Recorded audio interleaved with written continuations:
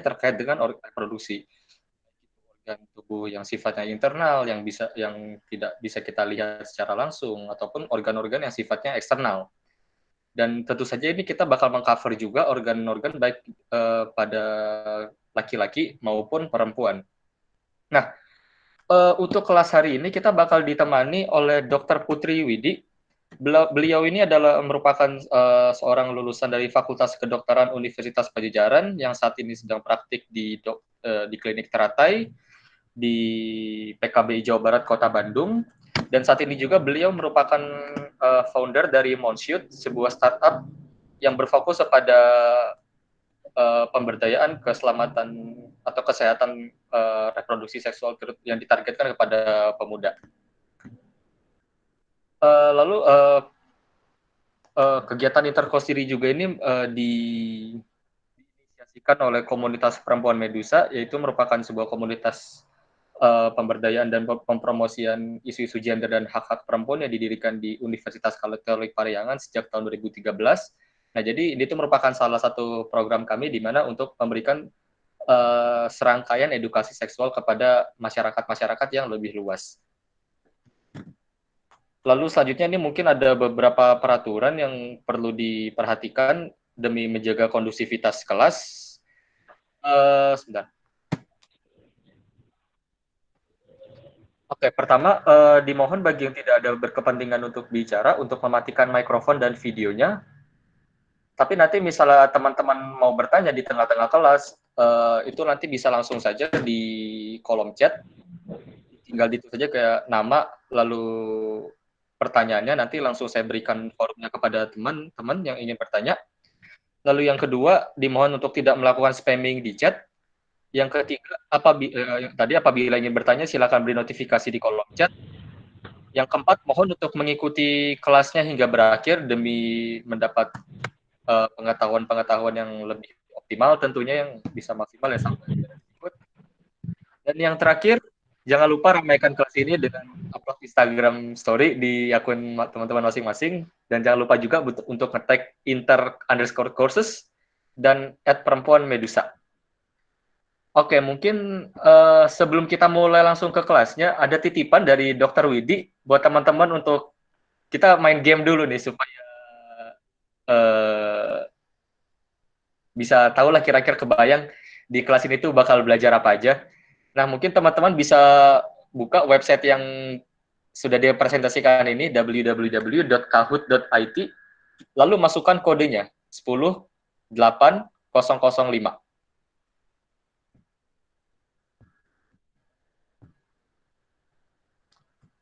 Apabila ada yang bermasalah dengan permainannya, boleh langsung dikomunikasikan saja.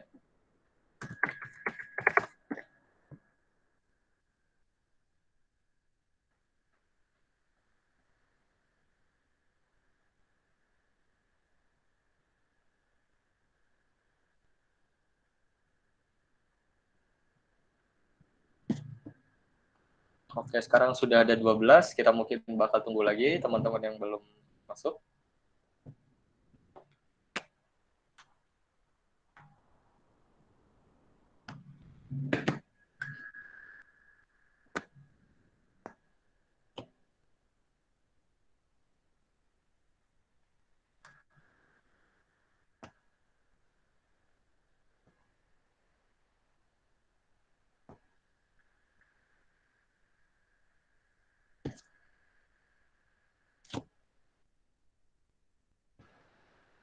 Halo, Kak, ini yang di screen saya yang ketampil PPT-nya yang seluk-beluk tubuh, bukan Kahoot. Jadi saya nggak bisa lihat screen-nya. Dicek di kolom chat, ada link dan passwordnya. Iya, udah login, tapi kan mestinya Kahoot-nya ada juga dipresentasikan kan? Atau emang enggak? Oh, emang enggak. Oke. Soalnya di sini diminta buat lihat ke screen. Biasanya kalau main Kahoot kayak gitu.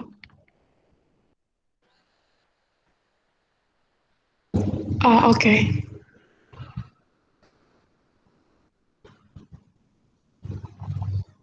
Oke, sudah pukul 4:05, mungkin kita bisa mulai aja dan udah ada 36 peserta juga yang di Kahoot.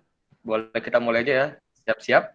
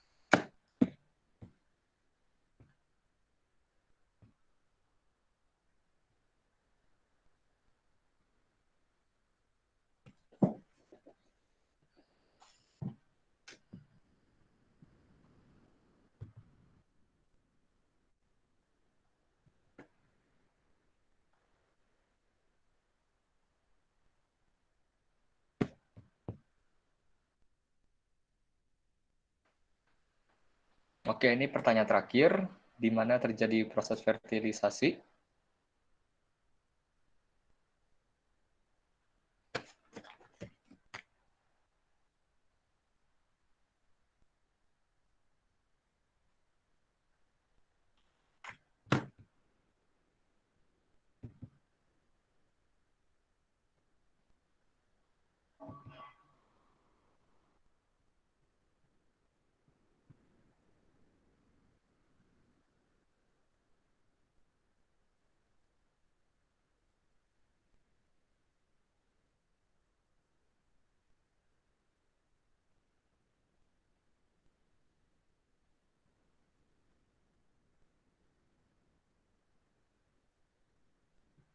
Nah, oke nih kita bisa lihat ya sekarang ya yang paling gede skornya dari VAU, lalu yang kedua yang kedua nih MSL, sama satu lagi ini titik-titik-titik nih, nggak tahu siapa. Nah, oke, jadi dari beberapa pertanyaan tadi mungkin ada sedikit gambaran ya, ada sedikit bayangan kira-kira kelas-kelas kita ini hari ini tentunya bakal belajar apa aja sih? Yang dimaksud dengan seluk-beluk tubuh itu ada apa aja?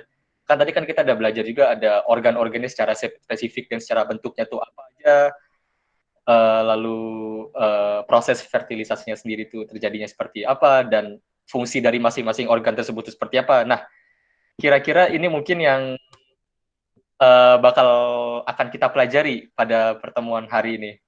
Nah, itu tadi ada pesan titipan lagi juga nih dari Kak Putri. Diingat-ingat tuh ya siapa yang tiga besar tadi, VAL, MSL, sama titik-titik-titik 3 kali nih. Jadi mungkin siap-siap aja mungkin bakal ditanya-tanya atau gimana ya. Oke, tanpa perlu berlama-lama lagi, mungkin saya langsung berikan saja kepada waktu dan tepatnya kepada Dokter Putri. Kepada Dokter Putri, saya persilakan. Selamat belajar. Oke, terima kasih. Terima kasih teman-teman. Selamat sore semuanya. Terima kasih udah hadir di kelas hari ini sore-sore ya. Di saya hujan, di kalian nggak tahu hujan atau enggak. Tapi semoga tidak mengantuk. Saya akan berusaha supaya kalian tidak mengantuk. Terus tenang aja, nggak akan ditanya-tanya. Nanti 3 besar yang tadi merasa punya username yang tadi 3 besar itu, kalian tolong screenshot bukti username kalian itu. Nanti akan aku kasih ya door prize kecil lah. Nanti konfirmasinya ke panitia ya. Nanti minta tolong ke Mifta atau Hana. Jadi nggak akan ditanya-tanya. Oke, kita mulai aja kali ya supaya nggak terlalu lama. Semoga nggak terlalu berat. Semoga kalian bisa memahami. Nanti mungkin kalau ada yang mau bertanya bisa langsung aja. Oke, bentar.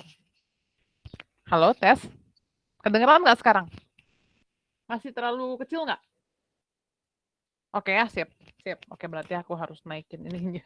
Sebentar. Masih, udah ya, udah bener ya. Oke. Hari ini judul yang dikasih ke aku adalah seluk-beluk tubuh. Aku kasih tagline seperti yang bisa dibaca teman-teman. Kenapa aku kasih tagline kayak gitu? Karena biasanya kalau kita belajar anatomi, fisiologi, atau mungkin dulu zaman kita sekolah, kita belajar soal kesehatan reproduksi, Kespro, atau sex education, biasanya kita ini aku aja yang ngalamin atau teman-teman yang mungkin angkatannya di bawah aku juga ngalamin. Kita selalu dapatnya tuh anatomi, gambaran organ-organ, namanya susah-susah. Kemudian kita tetap kayak nggak relate dengan apa yang tergambar di pelajarannya. Kita nggak tahu itu barang apa, gunanya buat apa hubungannya sama kita nggak tahu. Masalahnya itu karena kita tidak kita dibikin berjarak dengan apa yang kita pelajari, kita nggak ngerti kita lagi ngomongin apa hubungannya sama kita. Dan itu jadi tidak terbawa, tidak menjadi sesuatu yang menarik atau sesuatu yang kita rasa, "Oh, ini gue butuh," gitu. Itu kita nggak merasa seperti itu. Makanya hari ini aku pengen membahas bukan cuma biologinya, tapi juga ke apa yang kita rasakan sehari-hari. Jadi tagline-nya seperti itu. Oke, slide berikutnya. Oke, aku pengen ngasih gambaran singkat tentang apa yang akan kita bahas hari ini. Kalau menurut aku sih ini ya sebetulnya, tapi itu hasil dari baca-baca juga. Jadi tubuh itu maksudnya adalah dalam konteks seksual reproduksi, itu sebetulnya gabungan yang kompleks dari berbagai fungsi. Ada yang misalnya dari fungsi reproduksi, juga fungsi erotis atau kenikmatan seksual atau pleasure, juga fungsi sosial. Nanti kita akan bahas sedikit kenapa, apa hubungannya dengan fungsi sosial. Jadi selama ini mungkin yang kita dapat adalah fungsi reproduksinya aja, karena kita belajar, oke, pokoknya ada organ ini sama organ ini ketemu jadi beranak, padahal bukan cuma itu urusannya. Oke, next. Oke, sekarang kita akan belajar mulai dari cowok dulu. Kita belajarnya mulai dari paling luar dulu aja. Mungkin ini teman-teman sudah cukup familiar ya, kalau organ di bagian luarnya, organ reproduksi di bagian luar atau eksternal dari cowok atau laki-laki itu ada penis. Penis dilingkupi oleh kulit atau kulup, yang biasanya kalau disunat itu diangkat. Kemudian di bagian ujung penis itu ada glans penis atau kepalanya. Di bagian paling ujung kepala ada bukaan yang namanya bukaan uretra. Kemudian juga di bawah penis ada 2 kantong kulit, di situ tempat tumbuhnya rambut dan sebagainya, ada kelenjar keringat dan kelenjar lemak, itu namanya skrotum. Di dalam skrotum nanti kita lihat ada apa. Next. Slide berikutnya. Teman-teman nggak usah terlalu ribet, nggak usah terlalu ngebayangin gambarnya harus gimana. Aku mau kasih disclaimer dulu bahwa ini aku bahasnya masih dalam konteks jenis kelamin atau karakteristik seksual yang masih biner ya untuk memudahkan gitu. Jadi masih laki-laki dan perempuan. Oke. Kalau di organ di laki-laki, kalau kita lihat yang potongannya sebelah kanan aja supaya lebih gampang. Mulai dari ujung penis ya. Dari ujung penis itu kan ada saluran yang nyambung ke kantong kencing. Jadi itu namanya uretra, nyambung ke kantong kencing. Tapi uretra ini dia bukan cuma tempat masuknya saluran dari kantong kencing. Dia juga merupakan saluran yang dipakai untuk mengeluarkan sperma saat kita misalnya ejakulasi. Jadi kita memang bisa lihat kalau itu ada kantong kencing, di bawahnya salurannya itu bergabung antara yang dari kantong kencing dengan yang dari yang warna ungu, yang dari sperma, yang dari saluran sperma. Nah, kalau kita membayangkan sistem reproduksinya atau organ reproduksinya, itu mungkin kita mulai dari testis dulu yang gambarnya ungu bulat-bulat di bawah. Testis sebagai organ penghasil sel sperma. Kemudian di belakang testis ada namanya epididymis, itu organnya bentuknya muter-muter kayak coil, kayak per, berputar-putar. Dari epididymis kemudian ada saluran yang namanya uretra, saluran yang namanya vas deferens, yang ungu tuh yang muter ke atas. Dia muter-muter lewat di atas kandung kemih sampai kemudian sampai di sebuah saluran pendek yang namanya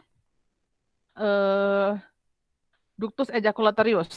Nah, sebelum masuk ke saluran ejaculatorius ini, dia bakal bergabung dengan, atau dia bakal bertemu dengan mulutnya dari kelenjar yang warnanya ungu kecil, itu namanya seminal vesicle, atau kantong seminal, atau vesicula seminalis. Kemudian dia bergabung dengan uretra, menjadi satu saluran dengan organ untuk buang air kecil, menuju ke bukaan uretra di penis, kayak gitu.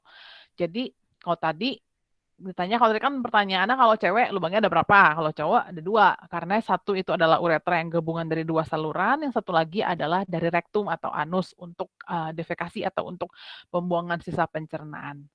Seperti itu. Next lagi. Oke, kalau ini yang cewek, yang perempuan, penampang luarnya. Jadi kalau dari paling atas ya, atas itu namanya mons pubis. Kenapa dinamain mons pubis? Karena memang dia kayak gunung bentuknya, makanya dinamainnya mons pubis. Di mons pubis itu tumbuh-tumbuh rambut dan sebagainya, seperti rambut kelamin, rambut pubis. Kemudian di bagian bawahnya itu ada area, ada 2 bibir yang besar di dekat paha, namanya labia mayora. Di dalamnya ada labia minora yang kecil. Bedanya apa? Kalau labia mayora dia masih ada rambut-rambutnya. Kalau labia minora dia beda apa ya? Beda kulit. Jadi dia nggak ada rambut-rambut dan sebagainya. Di antara kedua labia minora itu ada daerah yang namanya vulva. Vulva itu di situ ada satu yang lubang kecil di bagian atas, itu lubang untuk pipis, saluran kencing atau uretra, bukaan uretra, yang tadi kalau di cowok adanya di ujung penis, kemudian di bawahnya baru ada bukaan untuk lubang vagina. Ada lubangnya itu terlihat. Baru di bawahnya daerah vulva ada anus. Nah, kemudian ketika ada 2 labia minora bertemu di bagian atas, dia akan membentuk, kalau di cowok itu kayak kulup penis yang disunat itu. Kalau di cewek itu membentuk sama juga, dia membentuk hood atau membentuk semacam apa ya hood, ya boleh juga dibilang kulup sih, yang melingkupi klitoris. Klitorisnya itu ada di pertemuan antara kedua labia minora. Seperti itu. Jadi kalau di perempuan tadi jawabannya lubangnya 3 ya, karena ada lubang pipis itu, Di vulva juga, di atas vagina, baru kemudian bukaan vagina, baru kemudian anus. Dan bagian luar dari saluran reproduksi cewek itu dibilangnya vulva, bukan vagina. Vagina itu organ yang berbeda lagi. Kita lihat vagina di mana. Next. Oke, ini masih gambaran vulva yang agak lebih jelas, lebih fokus supaya teman-teman bisa lihat. Di situ paling atas ada hoodnya klitoris, kemudian klitoris, labia mayora, labia minora, bukaan uretra buat pipis, bukaan vagina, kemudian baru anus di bawahnya. Next lagi. Oke, sekarang aku mau nambahin sedikit tentang selaput darah. Tadi kan kita ngomong bukaan vagina. Jadi sebetulnya selaput darah itu apa sih? Kita nggak bisa ngomongin bukaan vagina tanpa membicarakan soal selaput darah atau himen. Nah, himen itu sebetulnya adalah organ sisa yang ketika kita masih di kandungan, jadi belum lahir nih, bayi perempuan masih di dalam kandungan, itu dia tuh menutup jalan menuju vagina. Kenapa perlu ditutup? Ya untuk melindungi. Tapi sesaat sebelum lahir atau lahir, dia timbul bukaan di situ, timbul lubang di situ, tidak lagi tertutup. Jadi himen itu bukan seperti kertas yang kemudian ditembus pensil harus dirobek, bukan. Dia memang harus ada lubangnya. Karena lubang itulah kita bisa mengeluarkan darah menstruasi, tempat untuk melahirkan anak juga, untuk berhubungan seksual. Jadi dia harus ada lubangnya, bukan dirobek, ditembus, bukan. Nah, kalau kita selama ini kan masyarakat kita selalu berpikiran bahwa himen itu adalah penanda keperawanan. Itu adalah sebuah mitos. Kenapa sebuah mitos? Karena himen itu sendiri, selaput darah itu sendiri, bentuknya sangat bervariasi dari satu individu ke individu yang lain. Aku kasih contoh di slide-nya itu ada macam-macam bentuk selaput darah. Ada yang nomor 1 paling atas, paling kiri, itu yang kayak bulan sabit di bagian bawah. Kemudian sebelah kanannya itu kayak bulan sabit juga, tapi rege-rege di bagian bawah aja. Kemudian yang sebelahnya lagi, kanan atas, itu dia bulat. Jadi bukan cuma bawahnya doang selaputnya, tapi dia melingkupi semua selaputnya. Maksudnya dia bentuknya muter, kayak donat gitu, bolong di tengah. Kemudian baris kedua paling kiri, itu lubangnya ada 2. Ada semacam pita tipis di tengah. Kalau yang sebelahnya itu lubangnya malah 3. Kalau yang sebelahnya lagi, lubangnya banyak. Terus juga ada yang bentuknya paling bawah sebelah kiri itu dia lubangnya bukan bulat, tapi malah memanjang seperti celah. Terus kalau yang sebelahnya lagi itu lubangnya kecil banget. Kalau yang sebelahnya lagi itu adalah sebuah kelainan bawaan dari lahir ketika lubang yang harusnya terbentuk pada selaput darah itu tidak terbentuk lubangnya. Itu kelainan, itu harus dibikin lubang. Karena kalau kayak gitu, kalau nanti orangnya menstruasi atau pubertas, darahnya nggak bisa keluar, terjebak di dalam. Jadi banyak banget variasi bentuk selaput darah. Kalau yang suka bilang bahwa pemeriksaan virginitas atau keperawanan tuh ngapain sih? Itu biasanya mereka ngecek katanya ngecek si bentuk selaput darahnya itu udah pernah luka atau belum, udah pernah robek atau belum. Masalahnya selaput darah ini saking bervariasinya bentuknya, kita nggak bisa yakin membedakan apakah variasi bentuk yang kita lihat adalah hasil dari trauma atau robekan atau bukan. Atau jangan-jangan itu tipe yang seperti nomor 2, baris pertama nomor 2 yang di tengah, itu kan memang gerigi-gerigi. Dan itu bukan karena robekan, memang dari sananya gerigi-gerigi. 1. Kedua, selaput darah adalah organ yang cepat sekali sembuh. Jadi meskipun misalnya dia robek, dia bisa cepat sekali kembali seperti semula tanpa meninggalkan bekas yang bisa kita lihat. Ketiga, selaput darah itu selain macam-macam bentuknya, juga macam-macam karakteristiknya. Ada yang elastis, ada yang kaku. Ada yang tipis, ada yang tebal. Ada yang, biasanya itu sih elastisitas sama ketebalan atau ketipisan. Jadi, belum tentu misalnya orang sudah pernah berhubungan seksual yang penetrasi, memasukkan sesuatu ke dalam vagina, belum tentu dia robek. Ada juga orang yang bahkan dia tidak pernah berhubungan seksual secara penetratif ke vagina, nggak pernah dimasukin apa-apa vaginanya, tapi tetap robek karena misalnya jatuh. Atau karena misalnya pakai tampon dan sebagainya. Terus juga satu lagi, selaput darah itu bukan organ yang ada darahnya. Dia tidak punya pembuluh darah. Jadi kalau misalnya dibilang bahwa perawan itu bisa pecah, bisa berdarah ketika pertama kali berhubungan seksual, itu salah. Karena selaput darah nggak ada pembuluh darahnya, dia mau berdarah dari mana? Kalau ada yang berdarah saat berhubungan, bukan selaput darahnya yang berdarah, tapi biasanya adalah karena si perempuannya kurang siap, sehingga ketika penetrasi, ketika penis masuk, dia bikin lecet dinding vaginanya. Itu yang berdarah, bukan selaput darahnya. Jadi selaput darah tidak bisa berdarah. Itu alasan kenapa tes keperawanan itu bukan sesuatu yang ilmiah. Dia tidak punya bukti ilmiah. Selaput darah bukan tanda yang valid untuk menentukan orang itu pasti perawan atau enggak. Karena terlalu banyak variasinya, nggak bisa dibedakan dengan pasti. Kayak gitu. Oke, next lagi. Sebelumnya interupsi dulu, Dok. Boleh? Ada yang bertanya, Ya, boleh. saya pernah membaca bahwa ada operasi untuk transplantasi selaput darah atau memperbaiki selaput darah yang rusak, Ya. entah dari dilakukan hubungan seksual. Apakah memungkinkan untuk melakukan operasi tersebut, Kak? Terima kasih. Itu himenoplasti ya namanya. Jadi ceritanya sih untuk mengembalikan keperawanan. Jadi misalnya selaput darahnya sudah, kan misalnya kalau seorang perempuan sudah pernah melahirkan pasti beda ya bentuk selaput darahnya karena kepala bayi lewat dan sebagainya. Tapi sebetulnya yang aku sering pertanyakan adalah buat apa? Karena pertama kita tahu dari sananya sendiri selaput darah itu udah bermacam-macam banget bentuknya. Tidak ada bentuk standar gitu. Kemudian kedua suka dibilang bahwa nanti rapat lagi kayak masih perawan. Yang membuat jepitan ketika berhubungan seksual itu bukan selaput darah. Dia tidak ada ototnya di situ, dia tidak melakukan apapun untuk memberikan kenikmatan seksual pada misalnya pemilik penis yang penetrasi. Jadi buat apa dia dijahit ulang, dibentuk ulang supaya rapih dan sebagainya, for what gitu. Buat apa? Selain untuk ya memenuhi standar sosial mungkin di luar sana yang bilang orang selaput darahnya harus begini atau begitu. Jadi paling krusial pertanyaannya buat apa ada operasi itu? Gitu. Oke. Ini mungkin ada satu lagi nih, Dok, Boleh? nyambung. Pertama kali hubungan seksual saya nggak berdarah, berhubungan berkali-kali dengan pasangan juga nggak pernah berdarah. Tapi ketika ganti pasangan sering berdarah, itu wajar atau tidak ya? Kalau misalnya hubungan seksual sering berdarah, menurut aku kamu periksain dulu aja ke dokter kandungan karena perdarahan pada saat atau setelah berhubungan seksual itu bukan cuma masalah ada cedera di vagina atau gimana, tapi bisa jadi sesuatu yang lebih tinggi. Nanti kita akan bahas anatomi yang bagian dalamnya. Jadi akan sangat tergantung itu darah harus dicek tuh datangnya dari mana gitu. Apalagi kalau sering ya frekuensinya.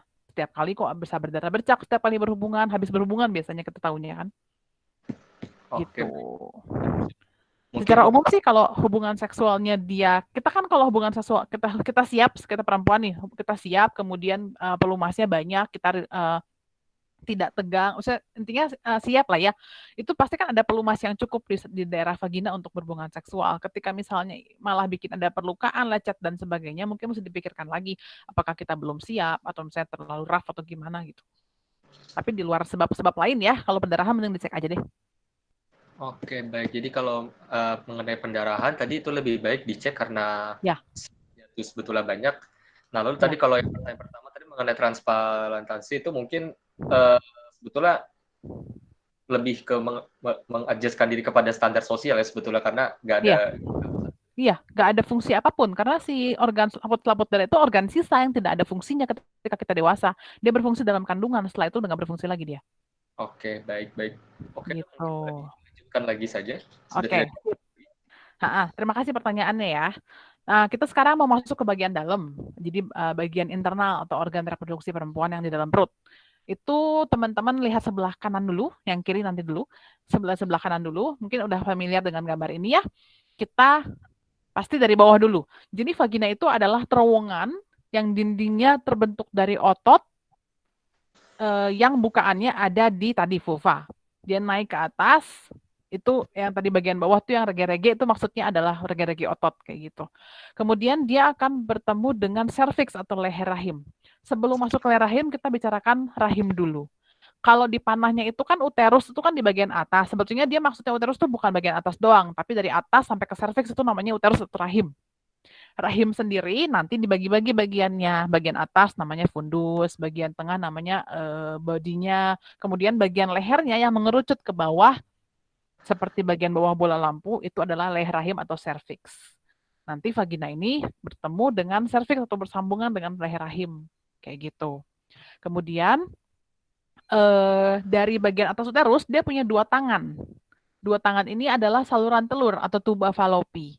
Tuba falopi ini akan bukan nyambung sih ya, tapi dia bukan nyambung sebelahnya lah gitu. Sebelahnya tuh ada sepasang ovarium atau indung telur. Indung telur ini nanti dia terhubung. Kenapa dia bisa diam di situ? Karena dia punya terhubung dengan ligamen atau urat yang menghubungkan dia dengan bagian luar rahim. kayak gitu. Jadi ada unding telur sepasang, seperti testis sepasang, dan dia sebelahnya ada saluran telur nyambungnya ke bagian dalam rahim ke bawah-bawah, mengerucut sampai ke leher rahim, kemudian baru bertemu dengan vagina di bagian luar, baru dia nanti jadi bukaan vagina yang ada tadi di vulva tadi. Kalau misalnya kita lihat gambar sebelah kiri, itu adalah menggambarkan posisi rahim itu di mana. Jadi rahim itu biasanya memang lekukannya itu ke depan. Depan artinya kalau perut orangnya itu berarti ke sebelah situ ya, ke sebelah kiri kita. Kemudian di bagian depannya tuh kandung kencing. Jadi kan kita lihat bahwa di anatominya saluran telur tuh di atas, baru kemudian bukaan vagina, baru anus. Jadi sama aja sebetulnya. Kalau dari penampang yang miring, ada kandung kencing dulu, kemudian habis itu rahim dan vagina, baru habis itu rektum dan anus. Seperti itu. Oke. Miftah, ada yang mau nanya lagi kah? Sebetulnya ada Bu, tapi mungkin ini bisa di belakangan karena berkaitan dengan sunat perempuan. Oh ya, oke. Nanti ya, itu bahasannya agak panjang. Oke, sip. Aku lupa ngasih gambarnya tadi. Oke, kita lanjut dulu ya. Nanti aku jawab di bagian paling belakang ya. Next lagi. Oke, ini aku pengen kalian tahu, karena nggak banyak orang yang tahu ini. Dan ini sebetulnya sesuatu yang sangat amazing kalau buat aku. Jadi, sebetulnya kita semua ini, mau kita sekarang gendernya apapun, jenis kelaminnya apapun, ketika kita masih jadi embrio, masih mungkin sampai usia kehamilan 6 minggu, mama kita hamil 6 minggu, kita semua adalah perempuan. Kenapa bisa bilang begitu? Karena aku mencerita sedikit tentang bagaimana si organ-organ, terutama testis sama ovarium ya, indung telur sama testis itu terbentuknya kayak gimana. Secara sederhana aja. Jadi kalau kalian lihat bagian yang paling atas, itu ada bagian yang warna ungu-ungu. Kelihatan nggak ya? Itu pokoknya ada bulat-bulat ungu sepasang deh di bagian atas tuh, yang paling atas sebelum panah-panah ke bawah. Itu adalah gonad. Kita bilang gonad itu artinya gonad itu kelenjar yang berhubungan dengan reproduksi. Kita bilangnya gonad. Gonad yang primitif, yang masih awal sekali. Dan gonad primitif ini dia netral. Dia bentuknya bukan ke arah ovarium, bukan ke arah testis, dia netral. Nanti, dan kalau kalian ingat dulu belajar nggak ya? Pelajaran biologi, kalau hewan-hewan mamalia tuh biasanya kalau sampai taraf perkembangan embrio sekian itu, bahkan bukan cuma mamalia ya, unggas dan sebagainya, itu mirip-mirip mereka perkembangannya. Embrionya suka nggak bisa dibedain. Nanti ketika masuk ke minggu sekian, itu baru mereka mulai berubah menjadi masing-masing kayak gimana gitu. Perkembangannya menjadi spesiesnya masing-masing. Ini mirip-mirip kayak gitulah. Jadi si gonad primer ini dia akan stay begitu-begitu sampai mungkin usia kehamilan 6 minggu. Nanti setelah itu nanti kita cerita ya kenapa ini penting, karena nanti kita akan cerita kenapa kelamin sebenarnya bukan cuma 2. Cuma sekarang aku bahas 2 dulu biar gampang. Nah, kita kan punya kromosom. Teman-teman mungkin ingat ya, kromosom seksual itu XX sama XY. Kalau XX itu untuk perempuan, XY itu untuk laki-laki. Nah, di sini perannya si kromosom Y. Kromosom Y ini adalah kode genetik yang membuat tadi si gonad atau gonad yang primitif itu, dia tahu jalan dia tuh harus kemana. Jadi kalau misalnya kita lihat yang panah yang biru, yang sebelah kiri, ya. Oke, benar. Yang panah biru yang sebelah kiri itu adalah ketika si kromosom Y ini dia punya gen something, gen SRY, nggak usah diingat-ingat, pokoknya dia punya gen something yang bikin tubuh tuh tahu, oke, gue mesti berubah menjadi organ jantan. Karena dia menghasilkan hormon yang bikin si gonad primitif itu berubahnya menjadi ke arah jantan. Jadi kalau kita lihat panah-panah berikutnya ke bawah, si gonad primitif itu akan berubah menjadi testis. Testis gilirannya akan menghasilkan hormon testosteron yang nanti akan mengubah segala sesuatu di tubuh, mulai dari otak sampai ujung kaki. Jadi kalau kita belajar soal pembentukan jenis kelamin itu bukan cuma di gonadnya ya, bukan cuma di organ seksualnya, tapi juga di otak itu nanti akan berubah, dan misalnya di masa tubuh dan sebagainya. Nah, bukan cuma testis juga yang terbentuk, tapi dia juga misalnya membentuk pembesaran penis, misalnya pertumbuhan penis. Kemudian dia juga menimbulkan misalnya, aku agak ingetnya itu yang penis aja. Intinya dia mengubah organ-organ bukan cuma dirinya sendiri, tapi juga organ-organ lain yang merupakan organ kelamin pada jantan. Kita ngomongnya jantan ya, kayak gitu. Tapi kalau tidak ada kromosom Y, defaultnya adalah X.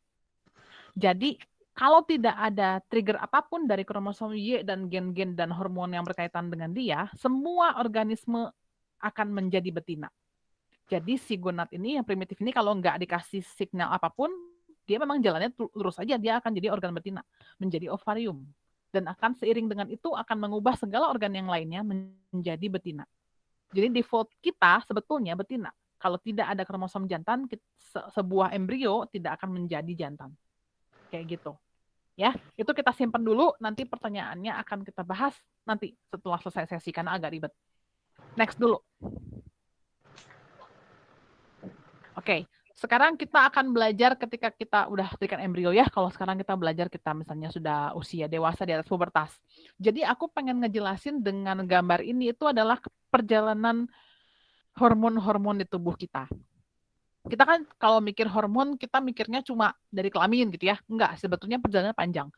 Makanya tadi aku bilang bahwa otak juga adalah organ yang berubah atau berdiferensiasi atau intinya dia bagian dari seksualitas kita. Karena dia ini adalah higher command atau komando tertinggi yang akan mengatur ke bawah-bawahnya tuh ngapain. Jadi kalau misalnya kita belajar soal hormon seksual, itu kan tadi ada 3 tuh, testosteron, estrogen atau estradiol tulisannya, ada progesteron.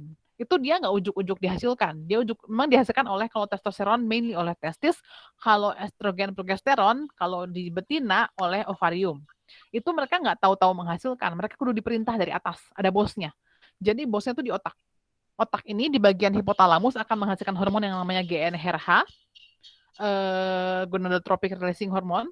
Kemudian si GnRH ini pada gilirannya akan ngasih sinyal ke hipotalamus atau anteropituitari, nggak usah dipikirin namanya, intinya itu sesuatu organ yang ada di dasar otak, yang pada gilirannya akan menghasilkan hormon lain, ada LH, ada FSH, yang nanti ngasih sinyal ke organ kelamin, ovarium, dan testis untuk menghasilkan hormon kelamin.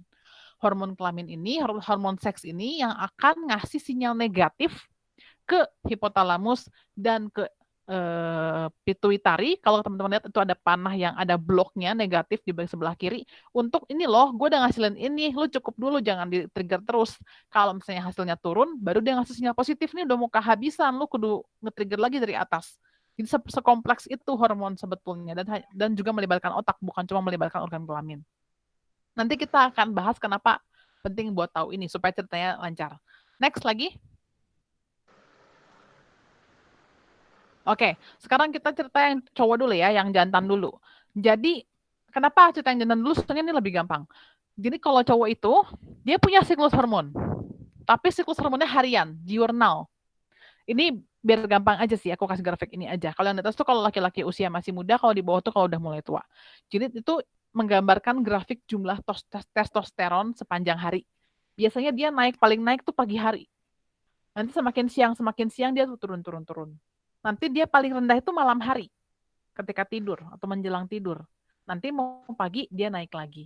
Kalau misalnya orangnya sudah usia lanjut, dia tetap ada kenaikan penurunannya, tapi tidak terlalu drastis.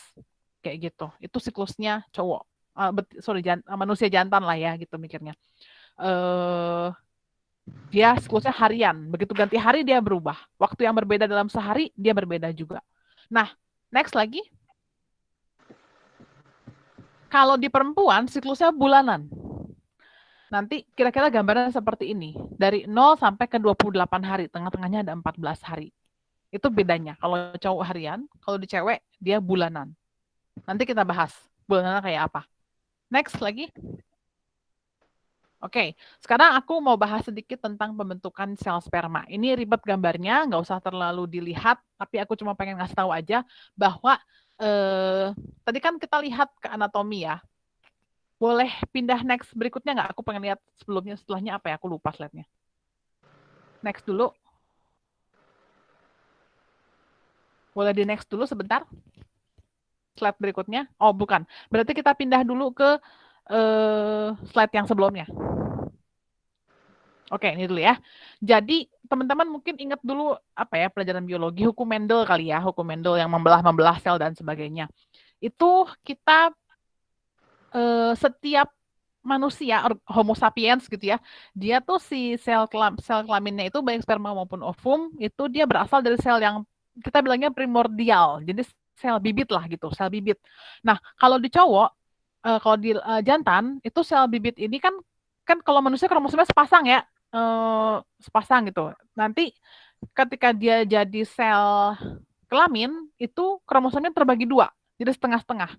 Sehingga ketika nanti dia bergabung menjadi individu baru, dia jadi full lagi, bukan jadi double. Kalau misalnya kromosomnya kita ada 26, sel kelamin itu punya 13. 13 ketemu 13, 26 lagi, bukan jadi 26 dikali 2. Kayak gitu. Nah, sel sperma ini, si satu sel bibit itu, dia bisa menghasilkan 4, langsung ke bawah aja. Jadi kan itu primordial germ cell 1 tuh. Berjalan ke bawah pembelahan segala macam sampai menghasilkan 4 sel sperma yang matang. Kayak gitu. Nah, dari situ kita cerita lagi, agak boleh ke slide berikutnya nggak yang gambar anatomi internal cowok laki-laki? Agak geser-geser ya. Pindah agak ke belakang.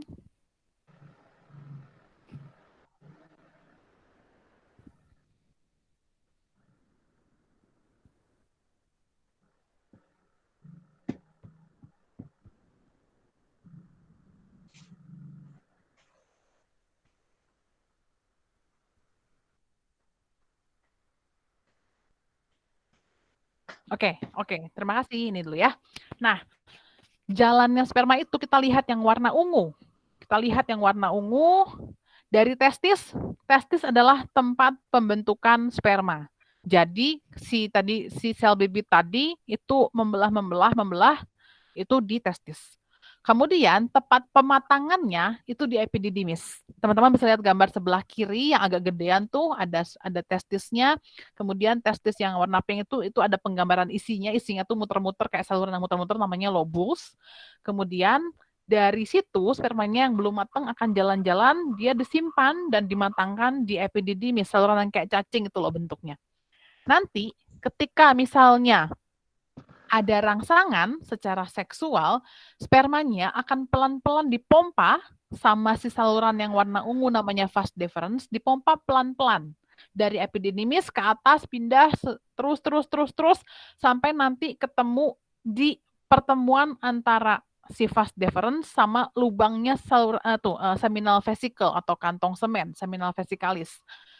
Nah, di situ ada satu saluran pendek tapi ototnya kencang banget yang namanya ejaculatory duct. Jadi ketika misalnya masih belum ejakulasi nih, belum keluar, tapi sudah persiapan atau mungkin menjelang mau keluar gitu kali ya. Si spermanya udah jalan-jalan dulu, dia ketemu sama pintunya seminal vesicle, di situ dia bergabung dengan cairan-cairan dari seminal vesicle. Seminal vesicle ini tugasnya adalah memproduksi cairan semen yang ngasih makan sperma. Kemudian dari situ kalau misalnya sudah waktunya ejakulasi, sudah orgasme, itu si saluran pendek yang pendek itu agak nggak kelihatan, tapi itu namanya ejaculatory duct, dari bagian ujungnya seminal vesicle sampai ke bertemu dengan uretra. Itu dia akan mompa dengan cepat supaya spermanya meluncur keluar dari penis. Itu yang kita namakan ejakulasi. Ketika dia lewat prostat, teman-teman ada lihat organ prostat, organ seperti cincin yang ada di bawah saluran kemih, yang melengkapi uretra tepat di bawah saluran kemih, itu dia juga menghasilkan cairan untuk ngasih makan si spermanya. Jadi ejakulasi itu kayak gitu. Spermanya setiap hari sperma itu dibikin. Karena hormonnya tadi kan kita lihat bahwa hormon laki itu dia punya siklus harian. Setiap hari tuh bikin spermanya. Bikin belum matang simpan dulu epididymis. Bikin belum matang simpan dulu di epididymis. Nanti ada rangsangan seksual baru dia dipropel, didorong pelan-pelan lewat vas deferens, ketemu dengan ejaculatory duct. Kalau sudah puncaknya rangsangan seksual, si ejaculatory duct-nya meremas supaya atau berkontraksi supaya si spermanya bisa dikeluarkan dengan cepat. Kayak gitu. Kalau di laki-laki. Pindah lagi ke slide yang terakhir. Yang tadi terakhir banget kita bahas. Kayak gitu ya. Oh sorry. Nah sekarang boleh next. Nah bedanya next saja. Nah boleh sini. Bedanya kalau di betina, kalau di perempuan itu kayak gimana sih? Itu pertama dari jumlah selnya. Jadi kita itu sebetulnya manusia betina ya, Homo sapiens betina atau perempuan itu satu sel bibit atau germinal sel yang paling atas hanya bisa menghasilkan satu sel telur yang matang, bukan 4 seperti sperma. Satu. Kemudian, kalau misalnya tadi sel bibitnya kalau di laki-laki itu dibikin terus setiap hari, kalau kita perempuan, sejak kita jadi embrio pun, sejak kita dalam kandungan pun, sudah fix jumlah sel bibitnya berapa. Jadi kita punya stok segitu ya segitu.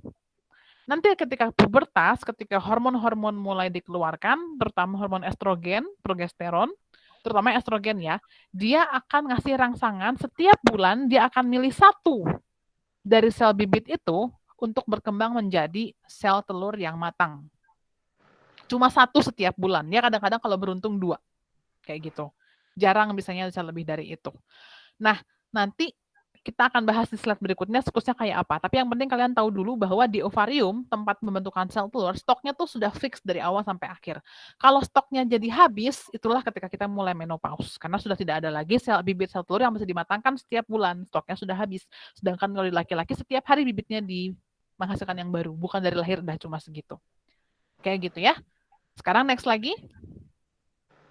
Nah, ini adalah siklus hormonal dan sebagainya pada perempuan atau manusia betina.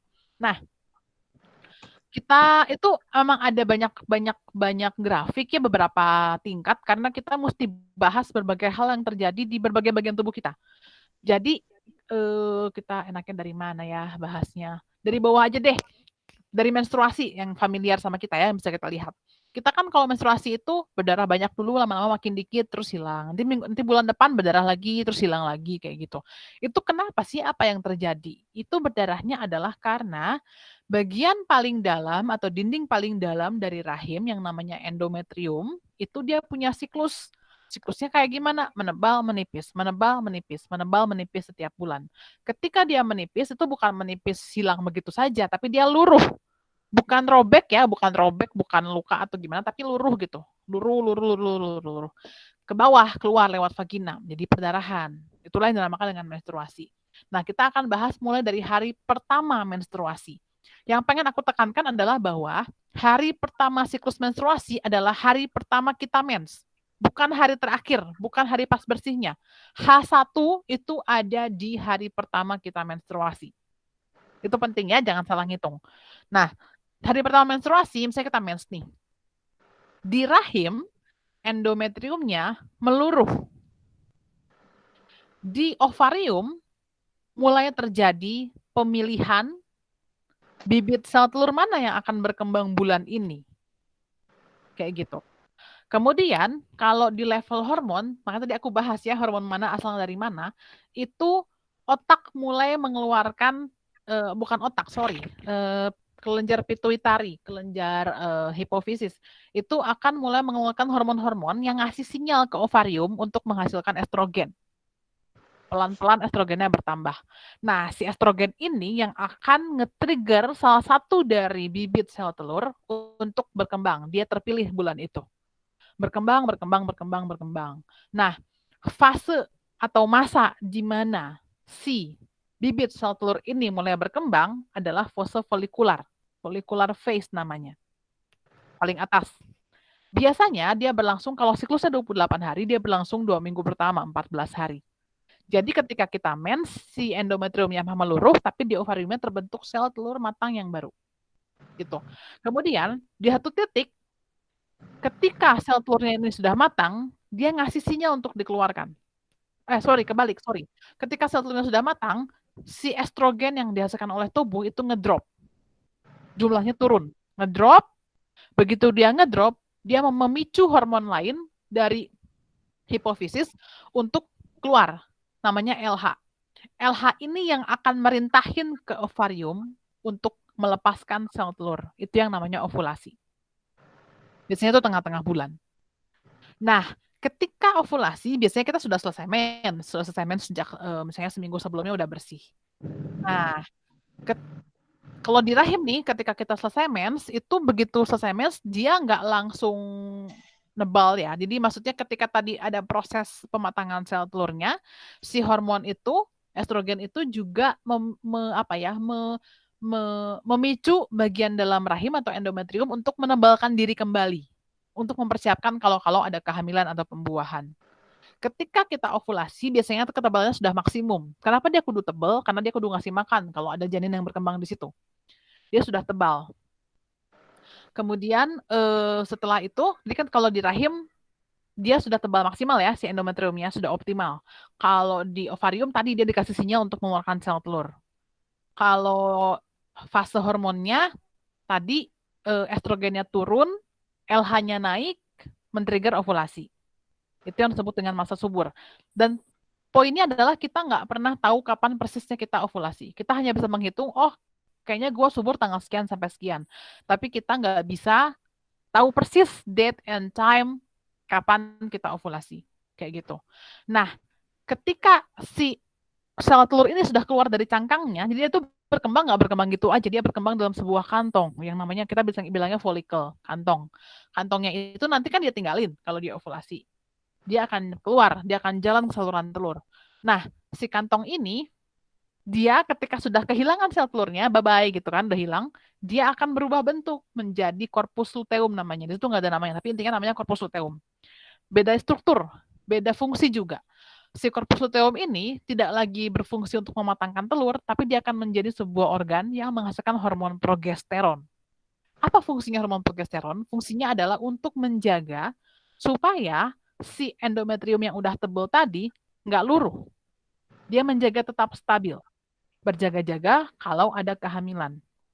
Kalau nggak ada kehamilan, atau tepatnya gini, si corpus luteum itu punya masa, punya jangka umur. Dia biasanya 14 hari si jangka umurnya itu. Makanya karena dia namanya corpus luteum, si fase ini setelah ovulasi ke sana namanya luteal phase atau fase luteal. Karena ini adalah waktunya dia. Si corpus luteum ini biasanya 14 hari. Kalau 14 hari nggak ada apa-apa atau tidak ada kehamilan, dia akan berubah bentuk menciut menjadi corpus albicans. Karena dia menciut, hormon progesteronnya ngedrop. Karena hormon progesteronnya ngedrop, nggak ada lagi hormon yang menghasilkan atau yang menjaga supaya endometriumnya tetap tebal. Itulah yang menyebabkan kita menstruasi. Karena yang sudah tebal tadi nggak stabil, nggak ada lagi hormon yang bisa menstabilkan, dia hoyok, rapuh, jadi dia gampang luruh. Kita menstruasi lagi. Dan seterusnya seperti itu setiap bulan. Kayak gitu. Nah, apa sih yang mempengaruhi panjang pendeknya mens orang? Biasanya kalau yang fase luteal, karena si corpus luteum itu umurnya biasanya yang segitu-segitu aja, dia nggak akan banyak berubah. Tapi yang menentukan tuh biasanya follicular phase-nya. Ada yang panjang, ada yang pendek. Siklus menstruasi itu biasanya normalnya 21 sampai 35 hari. Kayak gitu. Ada yang mau nanya dulu nggak, Miftah?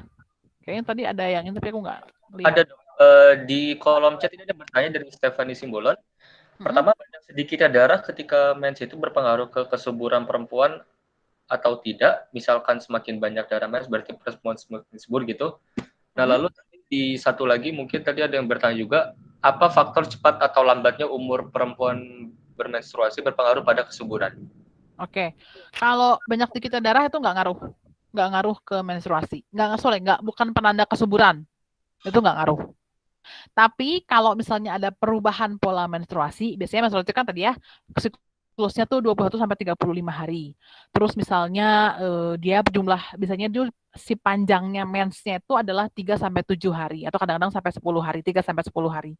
Jadi aku nggak bisa bilang bahwa itu ngaruh ke kesuburan atau enggak. Tapi kalau misalnya siklus kamu di luar itu, mungkin ada baiknya untuk berkonsultasi dulu. Karena ketika kita kan bergantung banget pada timing ya, kapan dia ovulasi, ovulasinya oke atau enggak, kemudian kalau di rahim tuh si endometriumnya itu tebalnya optimal atau enggak, kalau dia tipis-tipis terus dia berarti susah untuk hamil karena nggak ada yang mempertahankan dan sebagainya. Jadi kalau itu yang mungkin akan mempengaruhi misalnya masalah-masalah pada siklus menstruasi.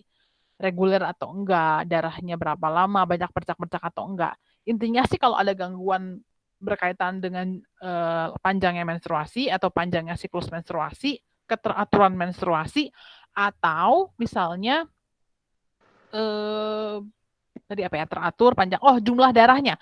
Jadi jumlah darahnya itu sebetulnya kalau yang dianggap cukup atau kayak kedikitan atau enggak itu enggak ada jumlah pasti sih. Tapi kalau misalnya darahnya banyak banget sampai kamu lemes, sampai pingsan-pingsan, sampai berkunang-kunang, sampai misalnya banyak dan bergumpal-gumpal kayak ati sapi, itu biasanya terlalu banyak darahnya berarti. Kamu harus nyari kenapa darahnya sebanyak itu. Karena harusnya tidak sampai segitunya. kayak gitu. Jadi aku nggak akan bilang ngaruh kesuburan atau enggak, harus dicek lagi, kayak gitu. Terus kalau misalnya yang tadi pertanyaan keduanya apa tadi, Miftah? Lupa aku. Pertanyaan kedua tadi, apakah faktor cepat atau lambatnya umur perempuan Oh, pada kesuburan? ya. Hormonal biasanya sih. Jadi kalau misalnya orang dulu kan, misalnya mama-mama kita atau oma kita baru mens umur 16, 17, sedangkan anak sekarang tuh kayak 9 tahun udah mulai mens. Itu kayaknya ada hubungannya dengan faktor eksternal, hormonal, dan sebagainya. Jadi apa exposure dari hormon dari luar. Banyak sih tuh kompleks faktornya sebetulnya. Tapi masing-masing orang tuh punya polanya sendiri. Jadi makanya pubertas pun pakai rentang kan. Kalau orang barat sama misalnya orang kita tuh mungkin beda kayak gitu-gitu. Jadi tidak ada rentang yang fix kayak gitu. Kapan dia menstruasi. Tapi biasanya kalau sampai umur 18 belum juga menstruasi, itu harus ke dokter, harus dilihat. Jangan-jangan ada masalah dengan hormonnya. Atau kalau misalnya tadi kita cerita, misalnya himennya yang nggak ada lubangnya. Jadi sering kejadian, dikiranya tuh belum mens, tapi dia sudah mulai mengalami hal-hal yang dialami orang kalau mens, sakit perut, mules, kemudian misalnya segala PMS yang biasa kita alami kalau mens itu dia mengalami secara reguler, tapi nggak pernah keluar darah. Itu mending dicek, takutnya dia tadi himena imperforata, jadi si selaput darahnya nggak bolong, darahnya numpuk di dalam rahim. Bukan dia nggak mensnya nggak bisa keluar. Kayak gitu. Jadi memang faktornya sangat individu sih, tapi juga ada yang teori yang bilang bahwa dia berasal dari faktor hormonal dari luar, pola hidup, makanan, dan sebagainya dari eksternal, dari zaman dulu sampai sekarang. Kayak gitu. Tapi ada batasnya ya, kalau telat itu, kalau sampai umur 17-18 belum mens, mending dibawa ke dokter aja, takutnya ada masalah. Kayak gitu. Oke, baik. Mungkin boleh lanjut lagi ya, Dok? Ya, boleh. Silakan. Next lah ya, next slide lagi. Slide-nya boleh di next. Nah, oke. Sekarang kita akan ngomongin pembuahan. Tadi kan aku bertanya nih di Kahoot tadi, di mana sih ada pembuahan? Nah, jawabannya itu saluran telur. Kenapa? Karena kalau misalnya kita lihat panah yang ungu ya, panah yang ungu itu adalah menggambarkan perjalanan sel telur atau ovum. Ketika tadi dia sudah ovulasi, dilepaskan dari ovarium, dia akan ditangkap oleh jari-jari dari tuba falopi atau saluran telur. Jadi kalau lihat tuh tuba falopi ada kayak rumbe-rumbenya, itu fungsinya buat menangkap sel telur. Kemudian dia akan menggelinding, memang literally menggelinding sih, tapi ukuran seluler. Sampai ke kira-kira mungkin sepertiga dari panjangnya saluran telur. Sepertiganya tuh diukur dari rahim. Jadi rahim jalan sedikit sepertiga. Dia akan diam di situ. Diam di situ, tidak akan lebih jauh lagi. Kalau misalnya ada hubungan seksual atau ada sperma yang masuk ke vagina, spermanya akan berenang. Kan spermanya banyak tuh jutaan. Berenang ke atas lewat vagina, lewat serviks, menuju rahim sampai ke saluran telur. Di saluran telur lah dia akan bertemu dengan si ovum yang tadi diam di situ. Makanya pembuahan terjadinya di saluran telur, bukan di tempat lain. Kalau misalnya dia jadi pembuahan, berarti kan si sel telurnya akan bergabung dengan sperma, kromosomnya lengkap lagi menjadi zigot kan. Zigot jadi embrio dan seterusnya. Nanti dia itu akan sambil menggelinding lagi, menggelinding ke arah rahim, dia akan membelah, 1 jadi 2, 2 jadi 4, 4 jadi 8, 8 jadi 16. Sel-selnya akan membelah dan bertambah banyak. Kemudian ketika sampai di rahim, ketemu dengan tadi si endometrium yang sudah ditebalkan, sudah bersiap sedia, dia akan melakukan perlekatan atau implantasi di situ, menempel di situ. Nah, itulah yang disebut dengan awal kehamilan. Jadi kehamilan itu sebetulnya definisinya ketika dia menempel di dinding rahim atau implantasi. Kalau belum ya belum disebut hamil, berpembuahan aja. Kayak gitu, definisi hamil itu seperti itu.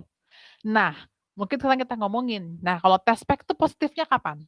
Test pack itu adalah sebuah alat diagnostik kehamilan yang mengukurnya tuh hormon. Hormon yang dihasilkan, hormon namanya HCG, beta HCG. Beta HCG-nya itu dihasilkan oleh si zigot, atau sebenarnya namanya bukan zigot, aku rada lupa namanya, tapi intinya dia zigot yang sudah membelah dan menggelinding tadi, yang sudah menempel ke rahim. Jadi dia nempel, kalau dia nempel, zigot itu akan berkembang menjadi 2. 1 jadi bayinya, 1 jadi plasentanya. Nah, si bakal plasenta inilah yang akan menghasilkan hormon namanya beta HCG. Beta HCG masuk dalam darah ibu, kemudian darahnya disaring oleh ginjal, masuk ke dalam air pipis, kita ngetes pipisnya. Jadilah test pack. Oh positif garisnya 2. Oh negatif garisnya 1. Kemudian bisa juga tes di darahnya sebetulnya. Ada kadar HbTHCG-nya berapa dan sebagainya.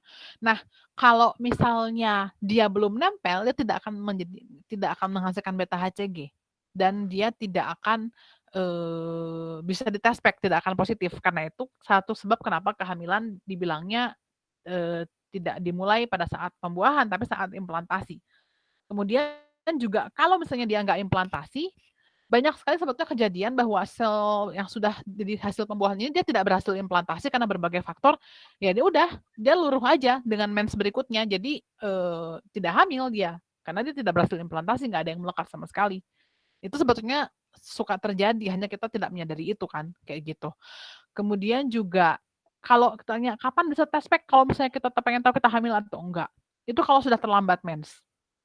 Karena kalau sudah terlambat mens itu baru kita bisa pastikan bahwa satu, si corpus luteum tadi karena ada kehamilan dia tidak menciut.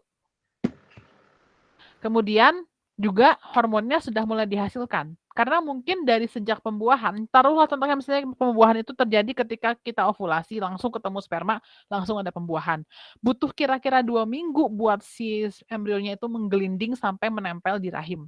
Ketika menempel di rahim, baru test pack-nya bisa positif. Jadi belum tentu berhubungan hari. Kayaknya nggak mungkin ya. Berhubungan hari ini, besoknya bisa positif. Tidak mungkin. Hormonnya belum ada. Kayak gitu. Itu kayaknya penting untuk diketahui. Soalnya banyak banget yang nanya kapan bisa test pack. Oke, next. Oh, satu lagi. Aku kelewat. Tadi kan ada pertanyaan. Jadi, apakah betul bahwa sperma itu memperebutkan ovum? Jawabannya tidak. Kenapa? Dulu kan kita diajarinnya bahwa sperma ini dia bersaing dengan satu sama lain untuk memenangkan ovum. Bukan. Ternyata ovum itu punya cara sendiri untuk memilih sperma mana yang mau masuk ke dia. Bukan spermanya yang sangat juara sehingga dia bisa tembus membuahi ovumnya, bukan. Tapi ovum sendiri yang punya mekanisme, gue pengen lu yang tembus, yang lain enggak. Kayak gitu. Oke, next dulu ya. Jadi sperma yang memilih ovum, bukan sebaliknya. Nah, sekarang kita akan masuk ke fungsi seksualnya atau fungsi erotisnya. Ini penampang penis. Aku mau cerita sedikit tentang kenapa orang bisa ereksi. Jadi penis itu dia terbentuk dari jaringan yang kayak busa bentuknya. Itu namanya ada corpus cavernosa. Nanti pokoknya dia jaringannya tuh ada 3 sih. Jadi ada yang di atas 2 biji, ada yang 1 biji di bawah yang melingkupi uretra. Jadi uretra itu tempatnya agak di bagian bawah, di jaringan yang bagian bawah. Dia tuh seperti spons atau busa. Nah, kalau ada rangsangan seksual, si pembuluh darah itu akan si katupnya akan membuka dan mengisi jaringan yang seperti spons ini dengan darah. Jadinya ereksi. Kalau misalnya rangsangannya berhenti, darahnya balik lagi. Jadinya lemas lagi. Simple sebetulnya, kayak gitu aja. Ada darah yang masuk atau enggak. Nah, next lagi dulu. Oke, sekarang tadi kita belajar bahwa sebetulnya kalau kita masih di embrio awal-awal, itu kita semua sama. Defaultnya jadi perempuan, jadi betina. Nah, tapi karena ada kromosom X, ada sinyal untuk membuat perubahan-perubahan yang menuju ke arah jantan. Jadi ada yang namanya organ homolog. Homolog itu adalah organ yang asalnya sama, awalnya sama, cuma dia punya jalan yang berbeda. Kalau misalnya penis, itu homolognya adalah klitoris. Sekarang, tadi teman-teman lihatnya ada organ yang bentuknya kayak ada kaki-kakinya, itu klitoris. Klitoris yang kita tahu selama ini adalah cuma semacam tonjolan kecil di bagian atas atau pertemuan dari labia minora. Tapi ternyata tidak sesederhana itu. Klitoris adalah sebuah organ yang lebih besar dari itu. Jadi kalau teman-teman lihat gambar bagian kiri yang vulva, yang bagian ungu, pink, kuning, dan sebagainya itu kita lihat yang bagian kuning itu kan hanya kepala klitorisnya aja, head of klitorisnya aja.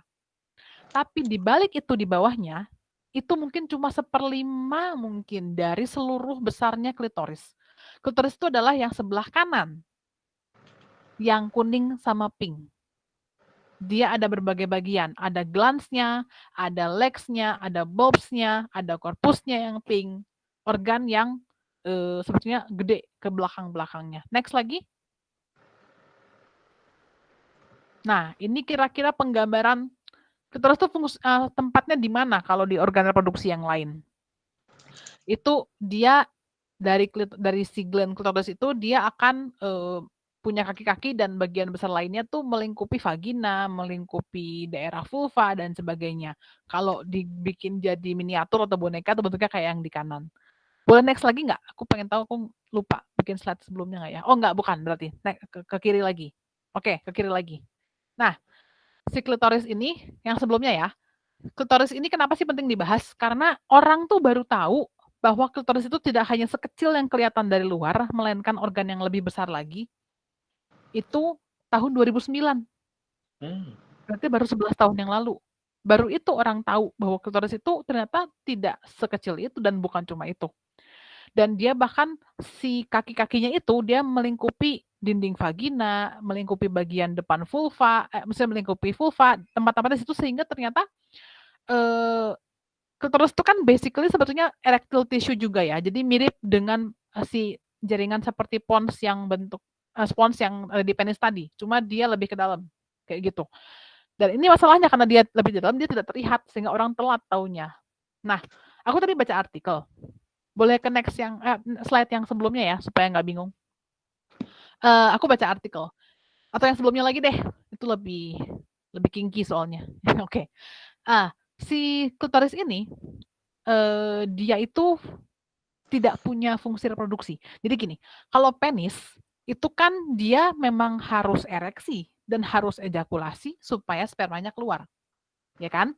Spermanya keluar harus kecepatan tinggi. Kenapa? Karena dia butuh untuk ya cepat gitu untuk bisa masuk ke saluran reproduksi perempuan yang dalam itu.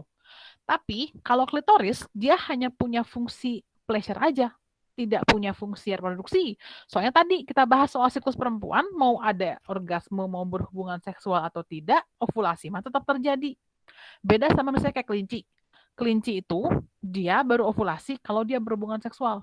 Ada rangsangan lah yang berhubungan dengan hubungan seksual. Kalau kita manusia, evolusi kita bikin kita setiap bulan menghasilkan sel telur. Ada atau tidak rangsangan seksual. Kemudian juga dia tidak punya fungsi mengeluarkan apapun. Kalau penis kan dia memang saluran ekskresi ya untuk pipis, untuk mengeluarkan sperma dan sebagainya. Jadi clear gitu fungsi reproduksinya. Kalau klitoris tuh enggak. Tapi dia adalah organ yang sensitif juga seperti penis. Jadi banyak banget sel saraf di situ, banyak rangsangan, titik-titik rangsang dan sebagainya. Nah,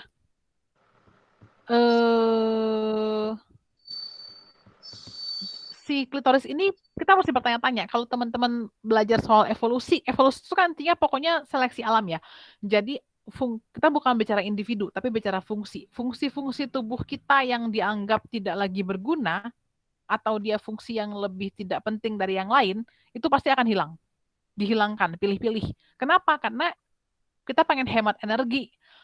Hemat sebagai spesies ya, bukan sebagai individu, sebagai spesies Homo sapiens, menghemat energi. Ya udah gue ngurusin fungsi-fungsi yang penting aja, yang nggak penting-penting nggak gue kembangkan lagi. Nah, sedangkan klitoris itu adalah organ yang sangat kompleks, sangat kompleks. Kemudian kita tahu bahwa kayak misalnya cewek kalau terangsang secara seksual tuh lebih kompleks, lebih melibatkan banyak hal. Intinya pokoknya klitoris itu jadi organ yang semakin kompleks, bukan semakin sederhana.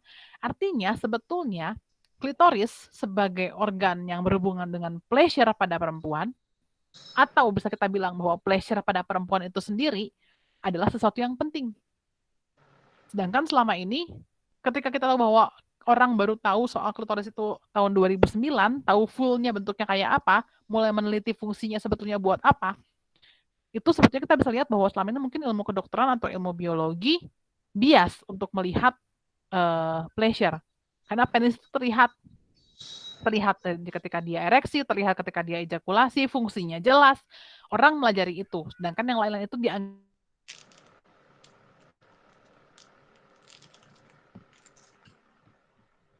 tidak terlihat gitu. Jadi lupa untuk dicari fungsinya. Padahal kalau kita berpikir, oke, penis itu punya fungsi reproduksi, oke, fungsinya penting untuk mempertahankan kelangsungan spesies, berarti dia bertahan, oke, itu make sense. Kemudian kita lihat klitoris, ini organ cuma buat pleasure doang. Kenapa dia bisa bertahan? Justru bertambah kompleks, artinya pleasure atau kenikmatan seksual perempuan itu punya fungsi lebih penting daripada apa yang selama ini kita pikirkan.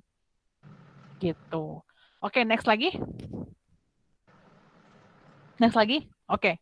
Nah, ini. Oke, aku bahas sedikit tentang payudara ya. Karena payudara itu kan juga sebetulnya bisa jadi organ seksual. Payudara itu cewek dan cowok punya. Cuma beda. Kalau misalnya di cewek, itu ada dua. Payudara itu terbentuk dari jaringan lemak dengan jaringan-jaringan yang menghasilkan air susu. Yang kalau di bagian kiri itu yang warnanya pink-pink kayak gitu. Itu diselubungi oleh jaringan lemak.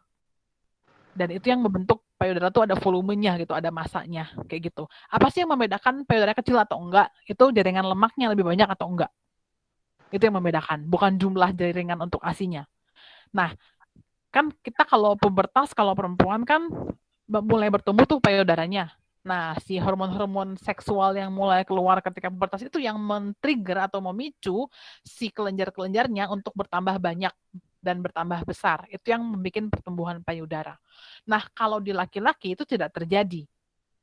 Sehingga si duktusnya jadi rudimenter atau dia tidak berkembang sama sekali. Jadi lebih flat payudaranya. Tapi di laki-laki bisa ada pembesaran payudara namanya ginekomastia. Jadi tadi kan kita bicara hormon, testosteron, estrogen, progesteron, LH, FSH segala macam. Sebetulnya semua Homo sapiens itu menghasilkan hormon itu. Mau cewek, mau cowok. Tapi masalahnya adalah balance atau apa ya, komposisinya. Kalau di laki-laki testosteron jauh lebih tinggi, kalau di perempuan sebaliknya. Tapi dia tetap ada karena tetap punya fungsi-fungsinya.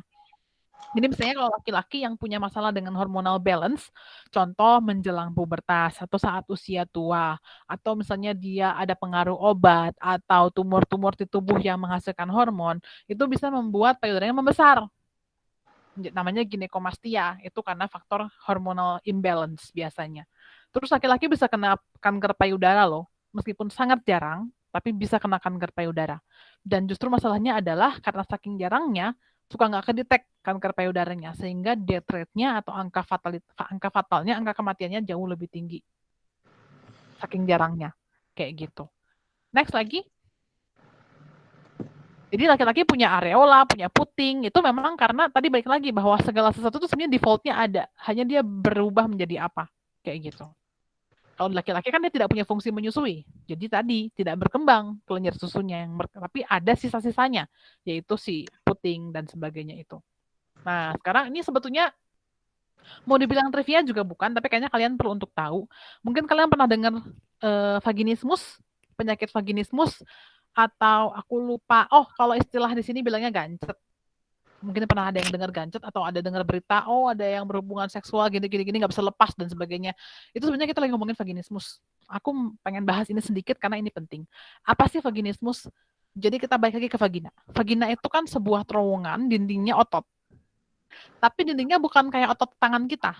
Tangan kita kan bisa kita suruh kapan mau naik, kapan mau turun, kapan mau gerak dan sebagainya. Sadar. Kalau vagina, dia otot yang tidak sadar. Tidak bisa kita perintah. Dia punya jalannya sendiri. Otomatis. Nah, vagina ini normalnya dalam keadaan apapun, mau sedang siap atau tidak, mau hubungan seksualnya konsensual atau dipaksa, dia akan selalu bisa dimasuki oleh penis. Karena dia memang elastis. Dan tidak bisa dikontrol, pengen gue kencengin, pengen gue enggakin, nggak bisa. Nah, kalau vaginismus itu, si otot yang involuntar ini, otot vagina yang tidak sadar ini, dia berkontraksi dengan kencang. Tanpa bisa kita kontrol. Sehingga ketika dia harus dimasuki sesuatu, contoh hubungan seksual, next slide selanjutnya. Slide selanjutnya. Nah, kalau dia dimasuki oleh penis, penetrasi misalnya, itu nggak bisa saking dia kontraksi kencangnya. Dan itu nyeri. Nyeri saat berhubungan. Bahkan nggak bisa untuk berhubungan, nggak bisa masuk penisnya. Karena kontraksinya kencang banget. Yang nyeri vaginanya ya, perempuan ya, bukan penisnya. Itu yang dinamakan dengan vaginismus. Dan ini sangat mengganggu, karena kan mengganggu relasi antara misalnya suami istri atau pasangan. Kemudian karena dia sangat sering tidak dimengerti, biasanya perempuan yang disalahkan. Dibilangnya kurang rileks, dibilangnya kurang ikhlas, dibilangnya kurang ini, kurang itu, kurang bersyukur, apalah segala macam. Padahal itu tidak di bawah kontrol dia. Kontraksinya otot vagina adalah kontraksi yang tidak sadar, dan itu adalah penyakit. bukan karena kurang rileks dan sebagainya. Dan ini perlu untuk diterapi supaya kualitas hidupnya lebih baik. Tapi orang dengan vaginismus bisa hamil. Kenapa? Nah, tadi kan ada pertanyaan, kalau misalnya menstruasi itu bisa hamil atau enggak? Tadi mungkin bisa balik lagi ke slide yang siklus hormonal perempuan, belakang-belakang tadi.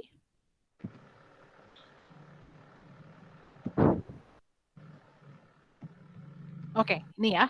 Nah, tadi kan aku cerita bahwa yang menentukan panjang pendeknya itu adalah fase folikular yang sebelum ovulasi.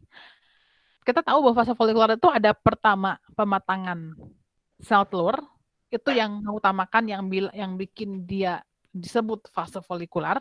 Kemudian juga ada proses yang peluruhan dan perkembangan kembali dari dinding bagian dalam atau endometrium dari rahim.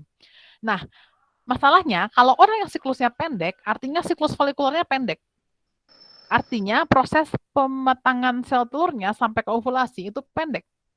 Saking pendeknya misalnya 21 hari, itu bisa terjadi si mensnya belum beres, atau kita bilang masih berdarah ya, belum betul-betul bersih, si ovulasinya udah ada, karena sudah matang sel telurnya. Jadi technically, orang masih menstruasi itu bisa tetap hamil. Apalagi kita tahu sel sperma itu bertahan dalam organ reproduksi perempuan itu bisa sampai 3 hari.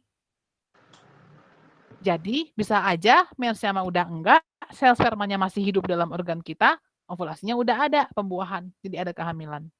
Jadi bukan berarti berhubungan seksual saat menstruasi tanpa perlindungan itu menjamin kamu tidak hamil. Tidak, tergantung siklusnya.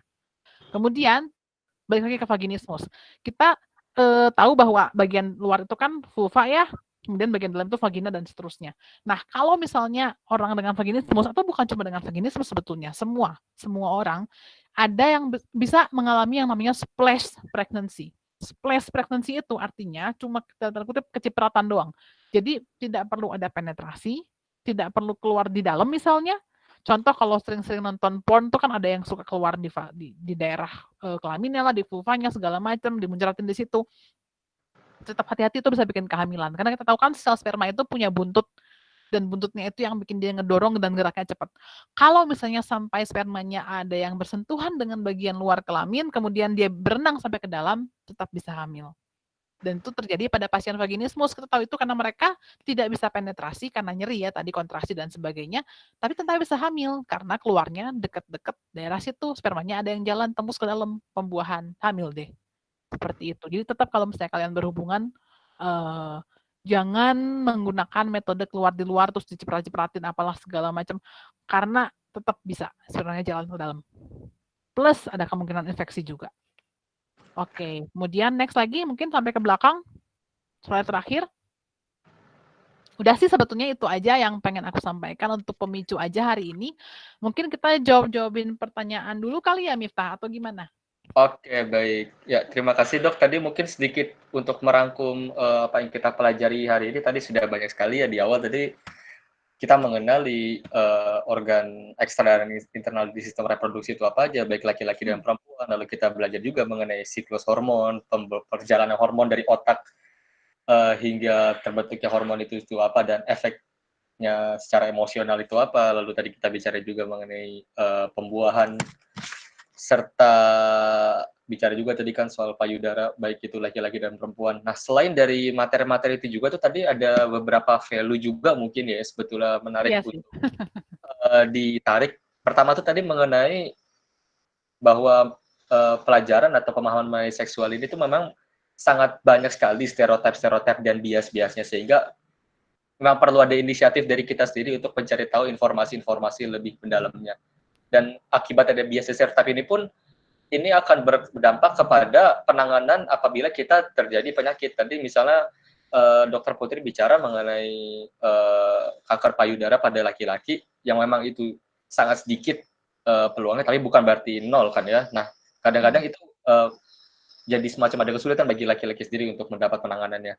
Lalu tadi yang bicara terakhir juga mengenai kehamilan ya, tadi perlu juga dengan memahami ini kita jadi ketahui sebetulnya apa saja dan apa saja yang tidak menyebabkan hamil. Nah, tadi kan bicara mengenai splash pregnancy itu mungkin menjadi yang mungkin menjadi alarm juga bagi kita masing-masing ya, supaya bisa mengetahui juga sebetulnya apa saja yang. Nah, sebelum masuk ke pertanyaan yang sudah ditanya tadi udah banyak sekali sebetulnya, mungkin ada beberapa pertanyaan juga di Dok dari form pendaftaran. Oh iya, boleh jawab dulu. Ini mengenai bagaimana cara kita merawat diri. Sebetulnya gimana sih Dok cara kita merawat sistem reproduksi kita tadi? Dan kita tuh bisa tahu ini tuh sehat atau tidak tuh seperti apa. Nah, lalu tadi bicara juga mengenai kesehatan dan perawatan, tadi ada yang nyebut sebetulnya kalau kita menggunakan menstrual cup atau dan tampon dan lain sebagainya itu yang sehat atau yang tepatnya itu seperti apa ya? Mungkin bisa dijawab secara singkat dulu sebelum kita masuk ke pertanyaan-pertanyaan yang sudah banyak ini. Oke, mungkin aku perlu gambar kali ya. Boleh balik ke organ reproduksi cowok yang eksternal nggak? Aku terangin dulu sedikit. Nah ini, sorry. Nah, oke, lagi. Oke, ini. Nah, kalau cowok yang perlu diperhatikan tuh satu, pertama, kalau kamu tidak disunat, jangan lupa setiap habis pipis itu cebok atau pas mandi, jangan lupa.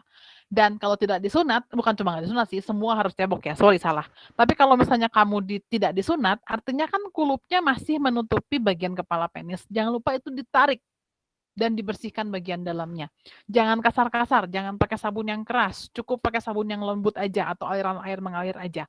Karena kalau kamu biarkan, bagian itu akan jadi lipatan, kayak dead space yang bikin penumpukan kotoran di situ. Itu satu. Kedua, kita tahu kenapa sih skrotum diletakkan di luar tubuh, karena dia sangat sensitif suhu. Dia butuh suhu yang sedikit lebih rendah dari suhu tubuh untuk bisa membentuk sperma yang baik. Jadi jangan sering-sering naruh laptop di pangkuan. Pokoknya jangan sering-sering bagian itu terlalu anget, pakai pakaian yang terlalu ketat misalnya, atau pakai pakaian kulit-kulit yang stretch, karena kalau skrotumnya terlalu sering kepanasan, itu bisa ngaruh ke pembentukan spermanya. Kayak gitu. Terus baiknya tidak mencukur bulu pubis sebetulnya, karena bulu pubis itu ada fungsinya. Kalau kamu cukur malah suka jadi iritasi dan sebagainya. Itu masalah estetik, lagi-lagi itu masalah selera yang dibentuk oleh media, bukan karena itu perlu. Kayak gitu. Terus untuk apa saja sih yang perlu diwaspadai? Intinya gini, sering-seringlah mengecek dirimu sendiri. Karena kan kalau cowok kan organnya di luar, lebih gampang ya. Harusnya bisa kelihatan tiap hari. Kamu lihat tiap hari, kamu tahu ada yang berubah. Kalau ada apapun yang berubah, mau itu tiba-tiba ada luka, ada benjolan, ada sesuatu yang tumbuh yang tadinya nggak ada yang nyeri, ada yang bernanah, ada perubahan bentuk. Ketika kamu melihat itu, kamu konsultasi ke dokter. Kamu nggak perlu memikirkan diagnosisnya apa, kamu nggak perlu memikirkan ini apa. Tugas kamu hanya melihat dengan teratur supaya kalau ada yang berubah, kamu tahu.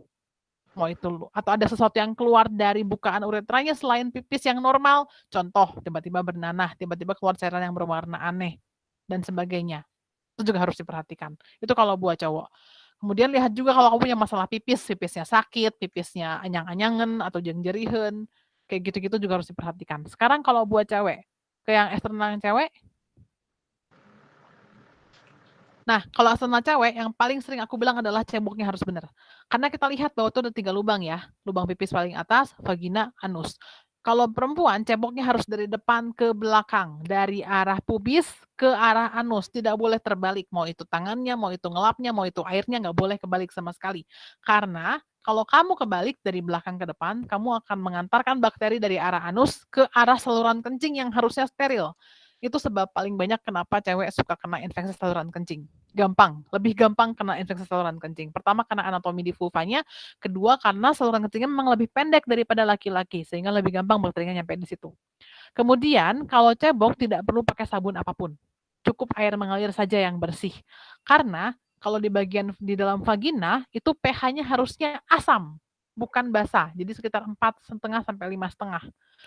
Kalau kita jadi kenapa dia bisa asam? Karena ada bakteri baik di situ yang menghasilkan asam supaya pH-nya ini stabil di situ. Dia fungsinya perlindungan supaya bakteri yang lain tidak bisa tumbuh dan bikin masalah. Kalau kita pakai sabun-sabun dan sabun itu basah ya sifatnya, kita terlalu sering pakai sabun-sabun kayak gitu, kemudian kita ke douching. Tahu douching nggak sih? Douching itu artinya masukin air atau pembersih ke dalam vagina dan sebagainya, itu malah bikin membunuhin bakteri-bakteri baik yang menghasilkan asam tadi. Akhirnya pH-nya jadi naik, koloni bakteri baiknya turun, pH-nya naik, yang lain naik semua, malah jadi masalah, keputihan dan sebagainya. Jadi jangan pakai sabun. Cukup pakai air mengalir, kerangin keringin tepuk-tepuk lembut pakai handuk atau tisu, kemudian baru pakai celana lagi. Jangan basah-basah kamu pakai celana ya. Cowok juga termasuk. Jangan habis pipis langsung ngacir kayak anak kecil nggak pakai celana. Itu kalau anak kecil sering banget jadi infeksi gara-gara itu. Kayak gitu.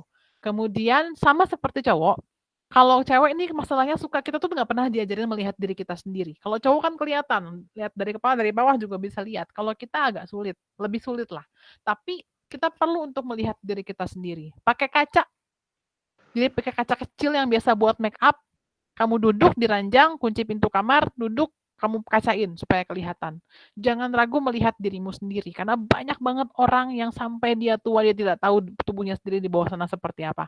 Aku sering punya pasien yang seperti itu. Udah ibu-ibu, dia nggak tahu sama sekali apa yang terjadi di bawah, menyebutnya kayak gimana dia nggak tahu, gatelnya di mana dia nggak tahu, kemudian bahkan untuk nyebut gatel lagi dia malu. Itu karena kita perempuan tidak pernah dibiasakan untuk melihat, mengenali, memegang apalagi atau membicarakan organ seksual kita sendiri.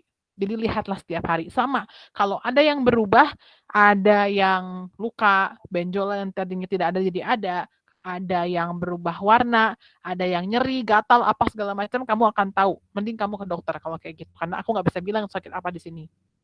Kemudian jangan lupa bahwa kita melihat, aku mau memperlihatkan labia minora ya. Labia minora itu tidak semua simetris seperti di gambar ini. Banyak banget variasinya. Ada yang lebih besar, ada yang lebih kecil, ada yang tidak simetris, ada yang sebelah lebih gede, dan sebagainya. Itu normal. Aku pernah punya klien yang dia mengkhawatirkan kenapa labia minoranya gede sebelah. Dan dari dulu kayak gitu, bukan tiba-tiba jadi gede ya. Dari dulu kayak gitu. Ya nggak apa-apa, itu variasi normal. Masalahnya adalah balik lagi ke estetik. Kalau kita nonton porn dan sebagainya, itu kita ditunjukin bentuk vulva yang dalam tanda kutip sempurna menurut mereka. Simetris, pink, nggak ada bulunya dan sebagainya. Itu semua itu porn. Porn itu imajinasi, bukan realita. Jadi memang wayahna variasi anatomi kita di bawah situ memang variatif. Bentuknya bisa beda-beda. Memang harusnya berbulu. Memang harusnya lebih gelap dari yang lain. Apalagi kalau kita bukan ras Caucasian dan sebagainya, itu normal. Kecuali perubahan tiba-tiba, tadinya nggak ada jadi ada. Nah itu kamu mending konsultasi aja. Kayak gitu. Secara umum kayak gitu sih, Miftah. Oh iya, soal menstrual cup atau tampon ya. Secara umum tampon itu kan dan menstrual cup sama-sama dimasukin ke dalam vagina. Sebetulnya dia punya range safety masing-masing. Cuma memang tampon itu kan dia sebetulnya kayak bahan pembalut tapi dimasukin ke dalam vagina. Jadi dia kalau salah satu efek samping yang sering dikeluhkan tuh pertama dia kering karena dia bukan cuma nyerap darah, tapi dia menyerap cairan-cairan yang lain juga, akibatnya jadi kering rasanya. Kemudian juga kalau misalnya dia dibiarkan terlalu lama atau kurang hygiene-nya, dia punya resiko bikin jadi tempat berkumpulnya dan berkembangnya bakteri-bakteri. Dalam angka yang sangat jarang sebetulnya, tapi cukup berbahaya, bakteri ini bisa menghasilkan racun atau toksin yang menyebar ke seluruh pembuluh darah. Jadinya infeksinya kemana-mana. Toxic shock syndrome namanya. Itu di angka tampon nggak banyak tapi ada gitu.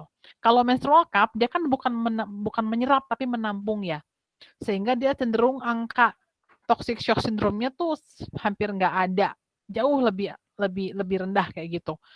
Kemudian dia cari yang bahannya medical grade ya, silikon medical grade. Jadi harus benar-benar diteliti tuh bahannya dari apa, jangan plastik sembarangan, karena nanti iritasi dan sebagainya. Silikon medical grade itu memang didesain untuk ramah dengan tubuh kita. Jadi memang pakailah bahan yang aman. Jangan tertipu harga murah. Kayak gitu. Kemudian pakai menstrual cup itu perlu latihan. Nggak mungkin sekali jadi langsung bisa kepasang, itu biasanya susah. Kemudian mau itu pembalut, mau itu tampon, mau itu menstrual cup, perhatikan instruksinya. Kamu harus ganti berapa lama sekali. Biasanya kalau pembalut atau tampon, kita nyuruhnya 4 jam sekali, meskipun tidak banyak. Karena itu untuk menjaga higienitas supaya bakteri nggak ngumpul di situ. Meskipun kalau misalnya menstrual cup, dia lebih rendah kemungkinan dia ngumpulin bakteri sih, tapi tetap kamu harus ganti sesuai dengan petunjuk yang ada di barangnya itu, si produsennya bilang apa. Dan jangan lupa kalau menstrual cup harus disterilin setiap kali akhir siklus. Cara nyucinya, pakai air apa, kayak gimana, sabunnya harus apa, itu harus perhatikan baik-baik sesuai petunjuknya. Kayak gitu sih, Miftah.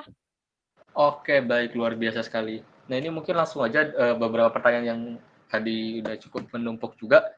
Mungkin saya agak bagi jadi tiga sesi gitu.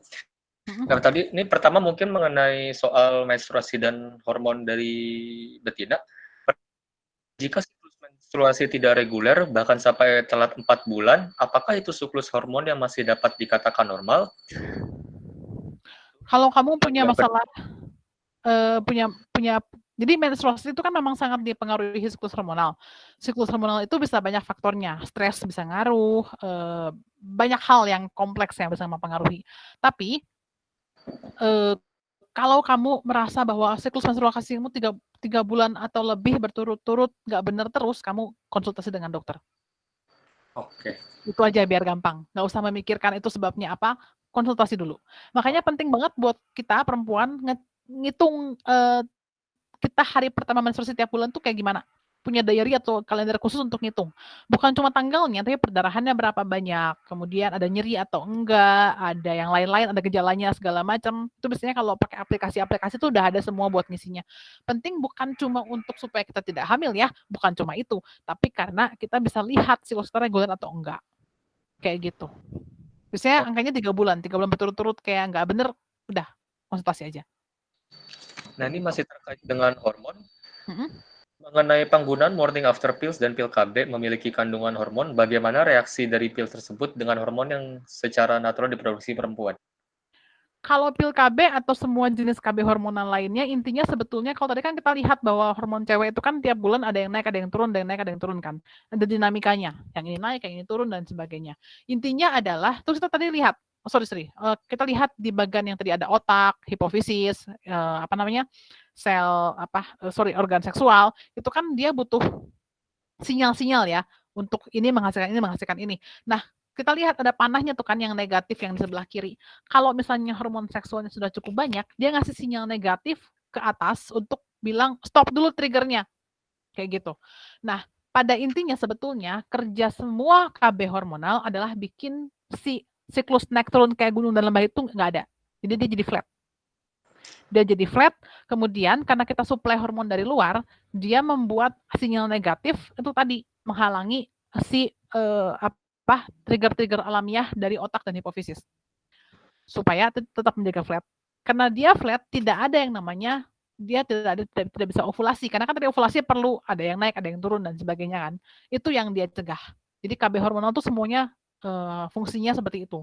Tergantung apakah dia diminum, apakah dia disuntik, apakah dia susuk, apakah dia yang lain kayak gitu-gitu. Itu sama. Nah, kalau pil kontrasepsi darurat itu sebetulnya dia balik ke siklus hormon, boleh tolong? Siklus hormon yang cewek.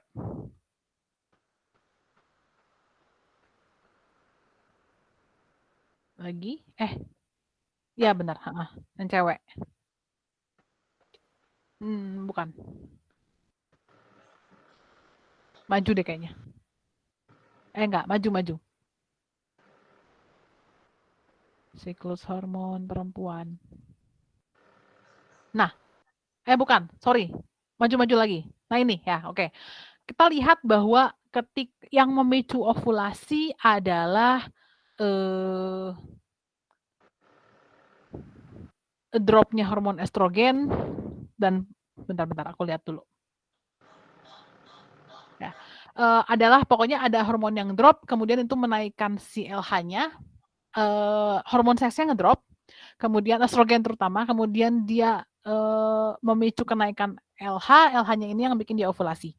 Nah, kalau di pil kontrasepsi darurat itu, dia intinya membuat ada asupan hormon yang besar ke tubuh kita, sehingga itu tadi ngasih feedback negatif yang tadi. Dia ngasih sinyal negatif ke atas, sehingga LH-nya tidak keluar, dan ovulasinya tertunda. Jadi, pil kondar itu dia berfungsi menunda ovulasi dengan memberikan dosis hormon yang besar yang dibaca sebagai sinyal negatif dari hormon LH. Yang LH ini fungsinya adalah untuk men-trigger ovulasi. Itu main work-nya di situ. Jadi dia akan lebih efektif kalau kita belum ovulasi. Kayak gitu. Atau sebelum LH-nya mulai naik. Ada teori yang bilang kalau LH-nya belum naik banget, sudah naik tapi belum ovulasi, dia masih bisa. Itu fungsinya. Dan makanya pil kondar ini bukan untuk dipakai sebagai KB reguler, karena dia sangat berbeda fungsinya. Kalau misalnya dipakai terus, belum tentu efektif juga. Kayak gitu. Kalau sampai kamu perlu pil kondar terus, berarti kamu mesti mikir, kayaknya gue perlu KB yang lain, yang lebih jangka panjang. Kayak gitu, Miftah. Oke, baik. Nah, ini mungkin dari pertanyaan-pertanyaan dari yang jantan ya sekarang ya mengenai hormon juga. Iya, Ada 3 boleh. pertanyaan. Pertama, kira-kira apa saja yang menyebabkan penis tidak sepenuhnya erect waktu berhubungan seks? Lalu yang kedua, apa benar secara natural nafsu laki-laki lebih tinggi dari perempuan dan bagaimana prosesnya?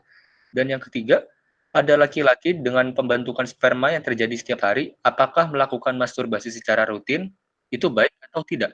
Kalau sperma Oke. yang matur tidak diejakulasikan, apakah ada pengaruh yang terhadap sistem reproduksi laki-laki itu sendiri, Dok? Mungkin Mm-mm. itu, Dok. Yang pertama tadi lupa kan? Yang pertama tadi apa? Sorry. Apa yang menyebabkan penis tidak Oh ereksi ya, ketika berhubungan oke. seks? Eh, Masalah ereksi itu masalah yang kompleks ya, karena dia melibatkan saraf. Sarafnya juga bukan saraf yang sadar. Kita kan nggak bisa nyuruh-nyuruh penisnya ereksi kan. Terus juga melibatkan psikologis juga. Ada banyak banget sebetulnya faktornya. Bisa misalnya memang hormon testosteronnya lagi drop di siklus hari itu. Bisa memang ada masalah saraf. Bisa ada masalah psikologis. Psikologis itu bisa banyak. Kepercayaan diri kah, trauma, apa segala macam.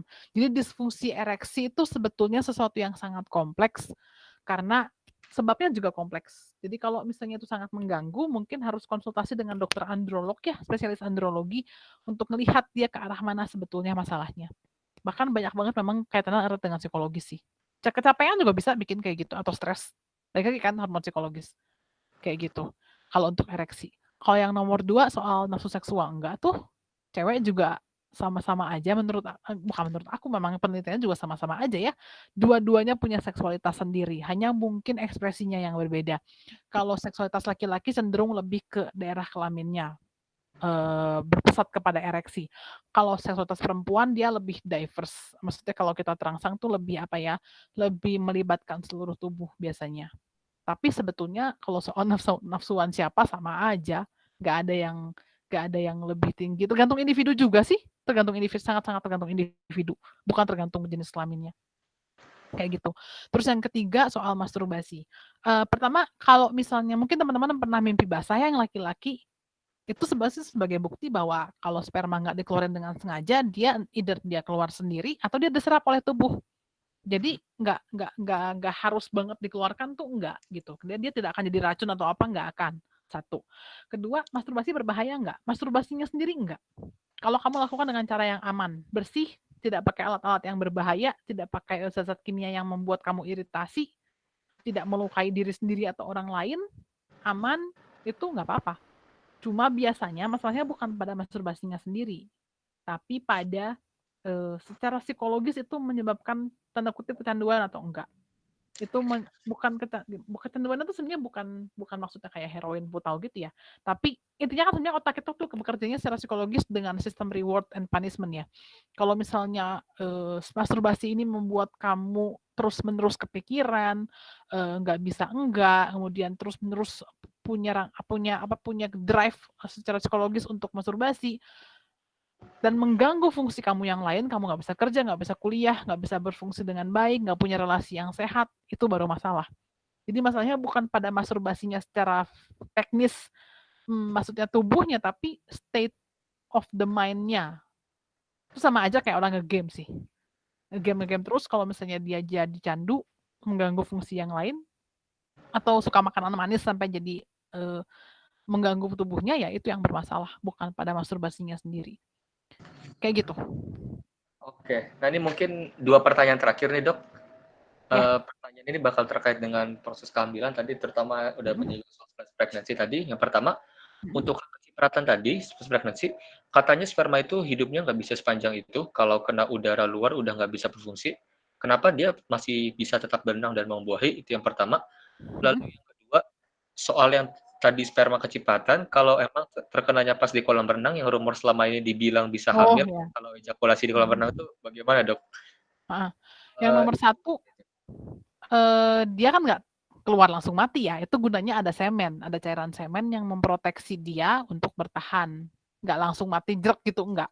Kemudian kan kita nggak tahu kalau misalnya kecipratan kayak gitu ada sel sperma yang nyampe ke daerah bagian dalam dari vulva nggak? Kan kalau misalnya vulva itu ada selaput lendirnya, ada yang bagian mukosanya yang licin, sperma bisa masuk dan berenang ke dalam.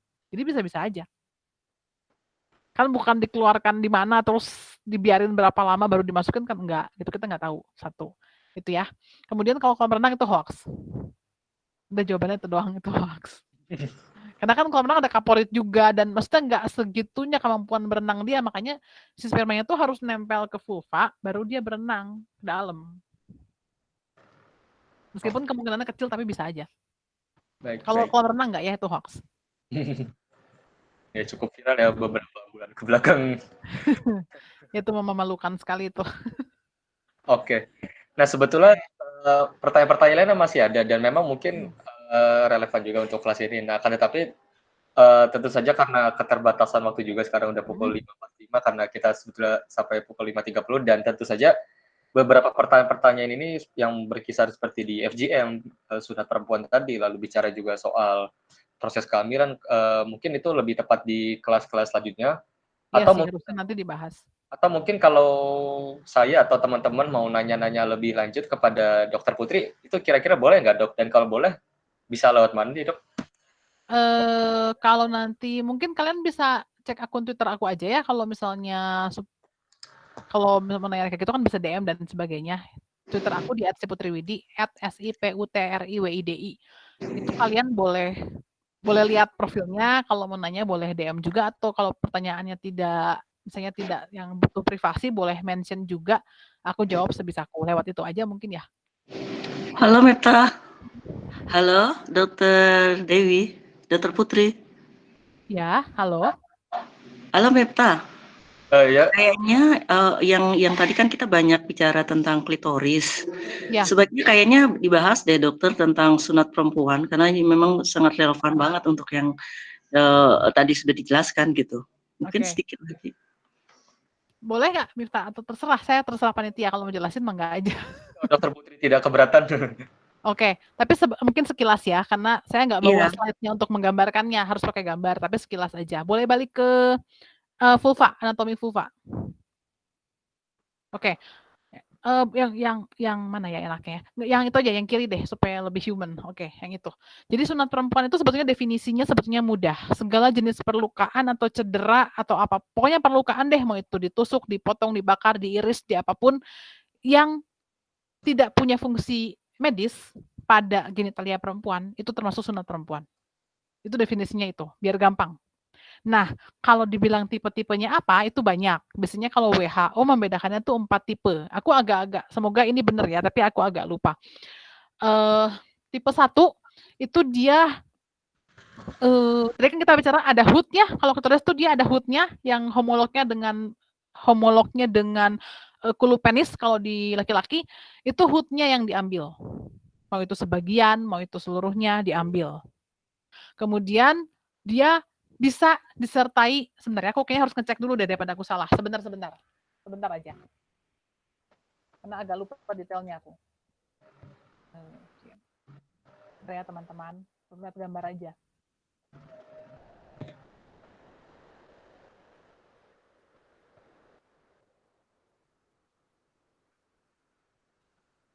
Oke, jadi kalau misalnya tipe 1, itu dia mengambil hood-nya. Jadi daerah hood-nya aja yang diapa-apain gitu. Bisa sebagian, seluruhnya, dan bisa disertai si klitorisnya sendiri diambil atau enggak, dipotong atau enggak.